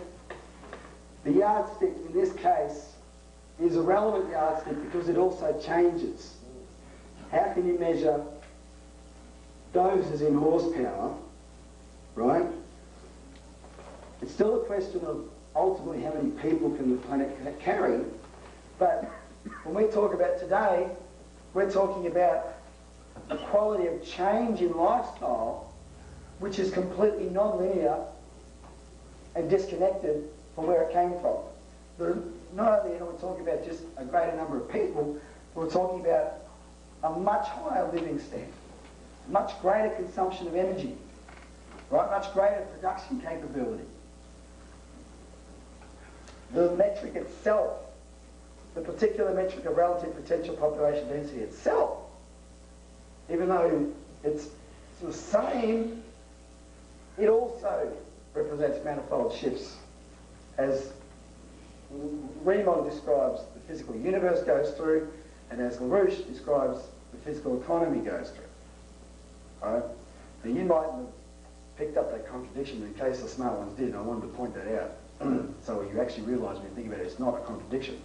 Otherwise, let's look at a few examples of the change in yardstick that we're talking about. Nature is full of manifold changes. You probably shouldn't, excuse me, Robert, you probably shouldn't use the term yardstick. I didn't use it. Well, I did use it because... Yardstick is a stick that's the yard long. Well, it is. It's, you were talking about one thing, a linear measurement, and in actual fact you were... Danny, give me a bit. What context did I use yardstick? What context did linear use yardsticks in? As a measurement. As a measurement. No. It's a metaphor. You know what a metaphor is? Something you'll understand, but it's, you know. Does anyone besides Danny have a problem with the word yardstick? Can I move on? Manifold changes in nature. The transformation of water from ice to water to gas to plasma is one example of manifold changes in nature. It's non-linear. Each state is governed by a different set of physical principles, right? The fact that each state is governed by a different set of physical principles shows that each state, the shift to each state is in the form of a mathematical discontinuity. Exactly how Lynn describes the effect of technology on physical economy and the difficulty in measuring it in classroom mathematics. Here's another picture for you.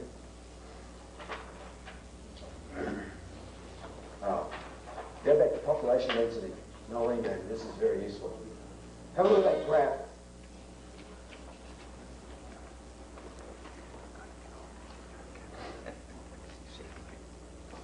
see, it's the same potential population density, right? They're different manifolds. In the simpler form of that, my grandfather could produce enough protein to feed 100 people, and I could produce enough to feed 10,000. There you go, that's a good one, okay. Well, that is an example also of this. In actual physics, in actual nature.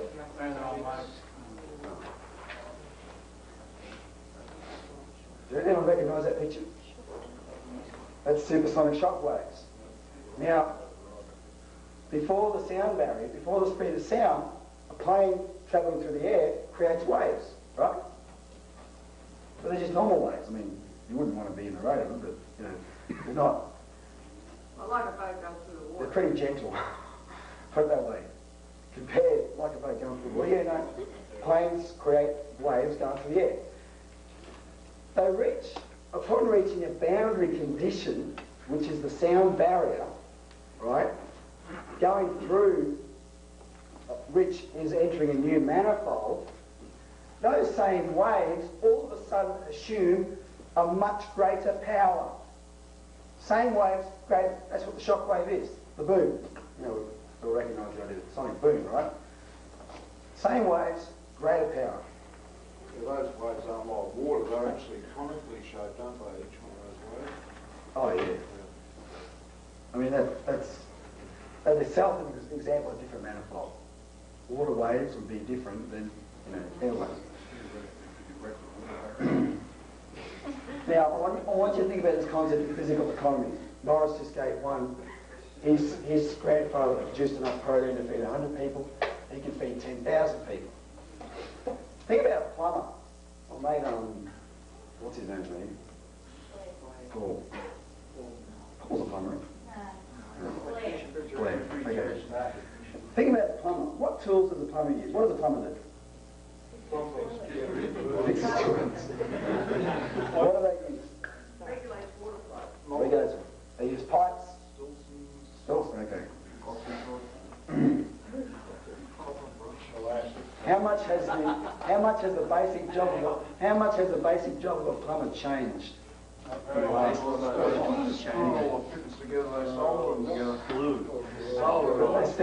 They're still connecting pipes together to bring water from point A to point B. That's their job. What is the relative power of a plumber who works in a 21st century light water nuclear reactor, installing pipes and changing washers, compared with a plumber who works in a 1920 fruit canning factory, installing pipes and changing washers? I don't think it's only one guy who actually said that he cut his piece of pipe off twice and was still too short. But think about it. Think about it. Space it. Think about it relatively. Doesn't the plumber working in the nuclear power plant in the 21st century doing the same job as the plumber working in the canning factory actually in the real world exercise much greater power? Yeah, because he's part of more technology. Exactly. He's not exerting, he personally isn't exerting physical, it's not the physical pipes, none of that. He exists in a manifold that's different. There's been a shift in manifold, like the waves with the supersonic. The shift in manifold means same action, much greater power. Right?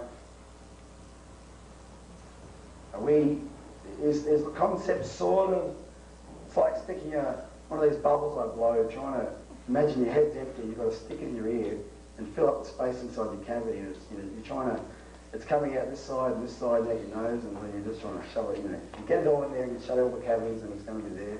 Is that what it's like at the moment? Is the bubble halfway in? Are we anywhere? Okay. I have to conclude. You've been very good, but let me just conclude with one thing. Back to my original point. Let me make a point about science. Let me make a point about Riemann. But Riemann makes a point about Riemann and science. And Prince Philip.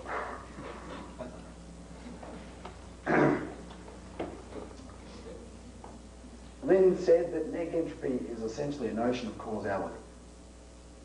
And causality cannot be represented mathematically. So Riemann's idea of the physical universe consisting of a succession of multiply connected manifolds, each with a different increasing curvature of action, provided a representation for Larouche's discovery. The actual causality of negentropic physical economic growth is the technological progress that comes from scientific discoveries. In other words, think about this, the voyage of discovery we've taken this weekend as a group is participating itself in the causality of physical economic development. This process, which is the process of the human mind discovering the principles governing action in the universe through examining and solving the paradoxes presented to our senses, which is the way LaRouche describes the process, that process is science. Now, I'm going to read a quote from Riemann. Actually, before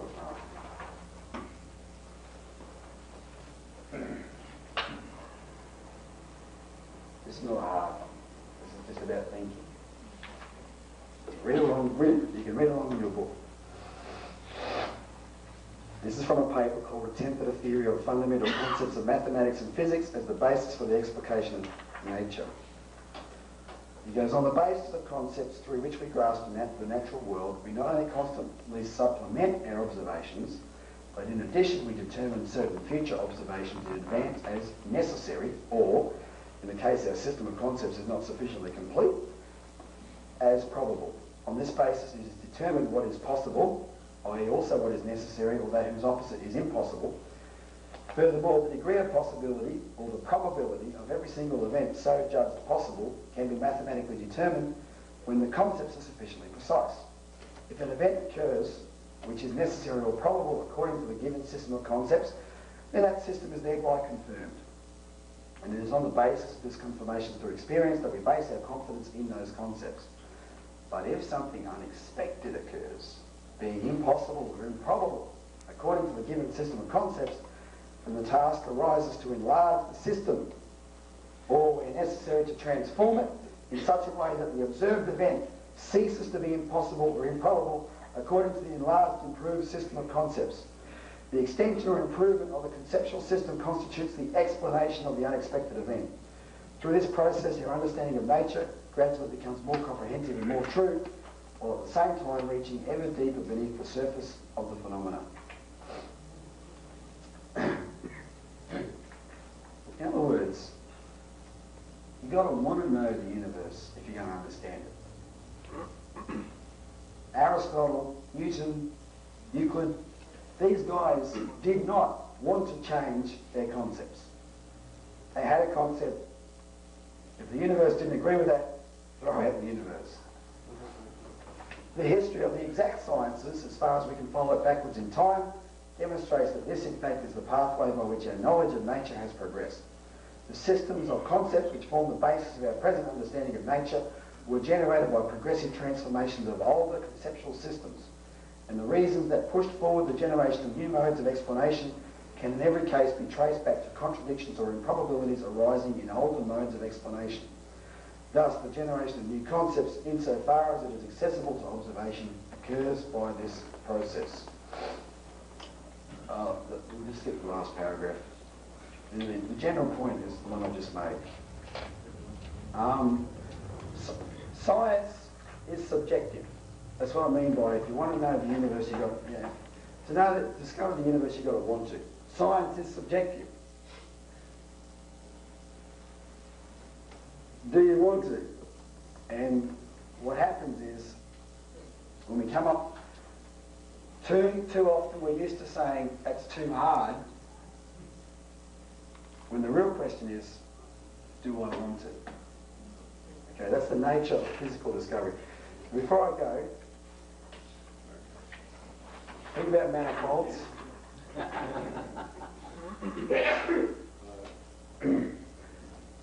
You've also heard Lynn talk about discrete manifolds and continuous manifolds. What you have there is in the cone is a metaphor, if you like, for a continuous manifold. The cone itself is created by a spiral.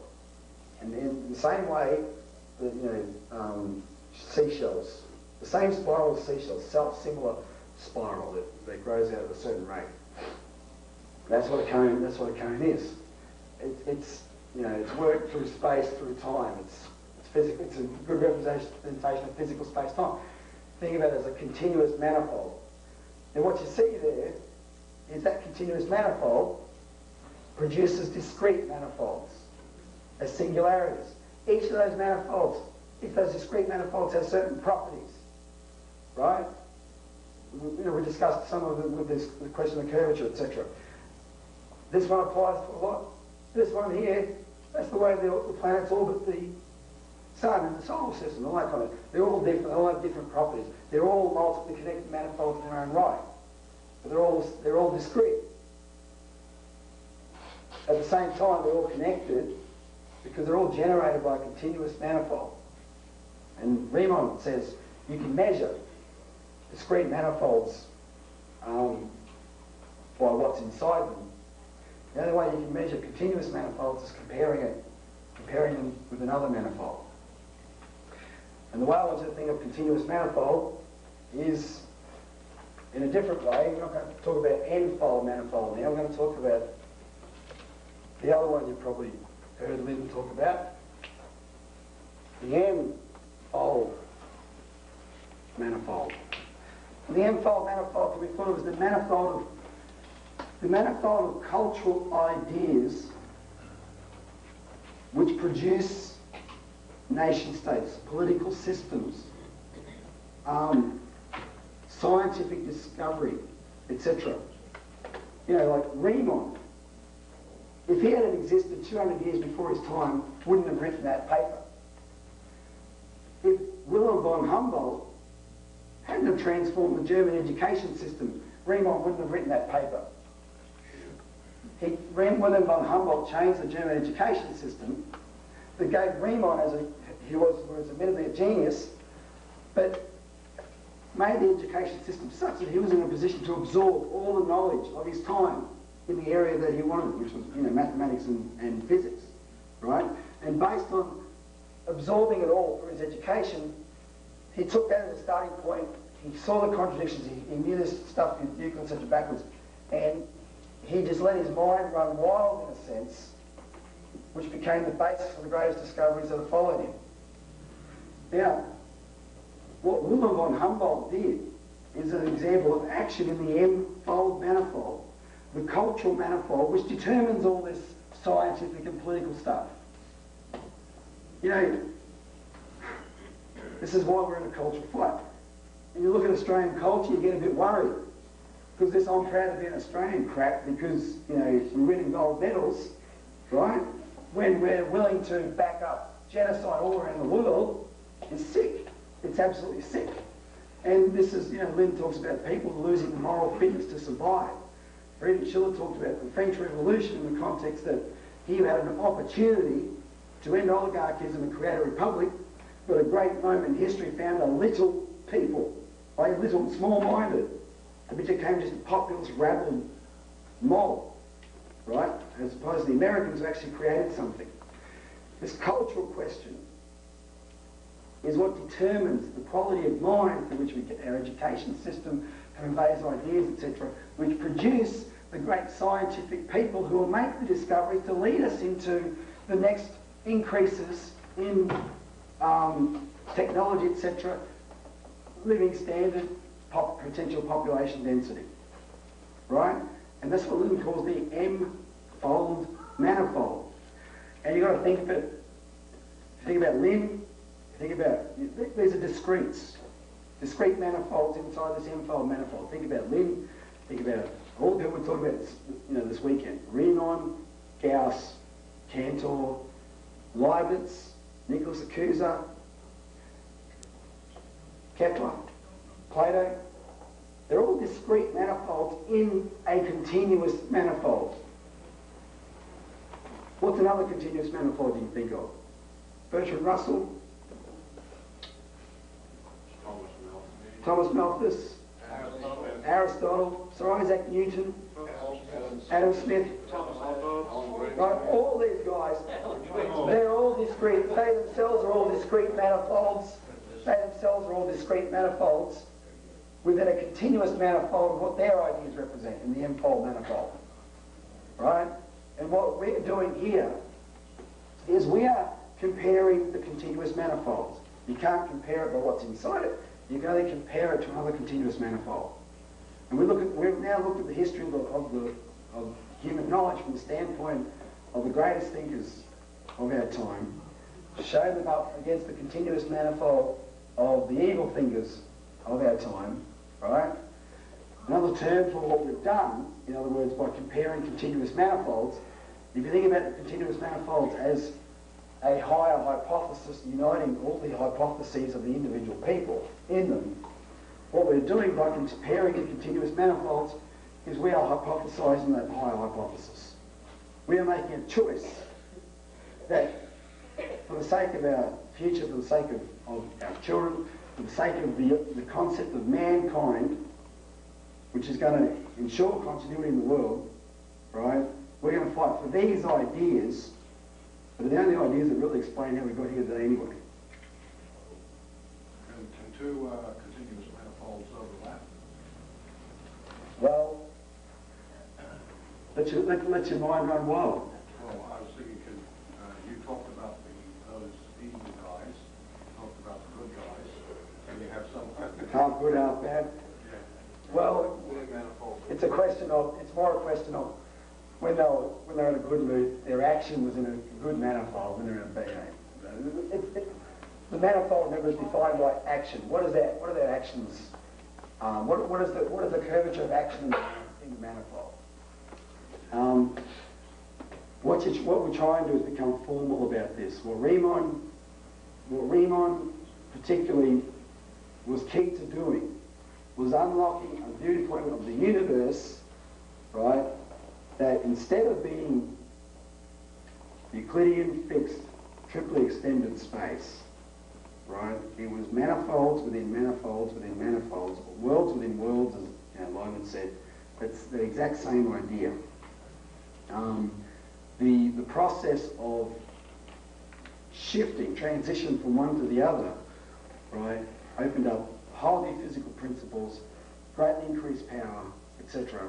And that's the nature of the world in which we live. It's not fixed, it's not flat, it's not linear. And that was LaRouche's discovery.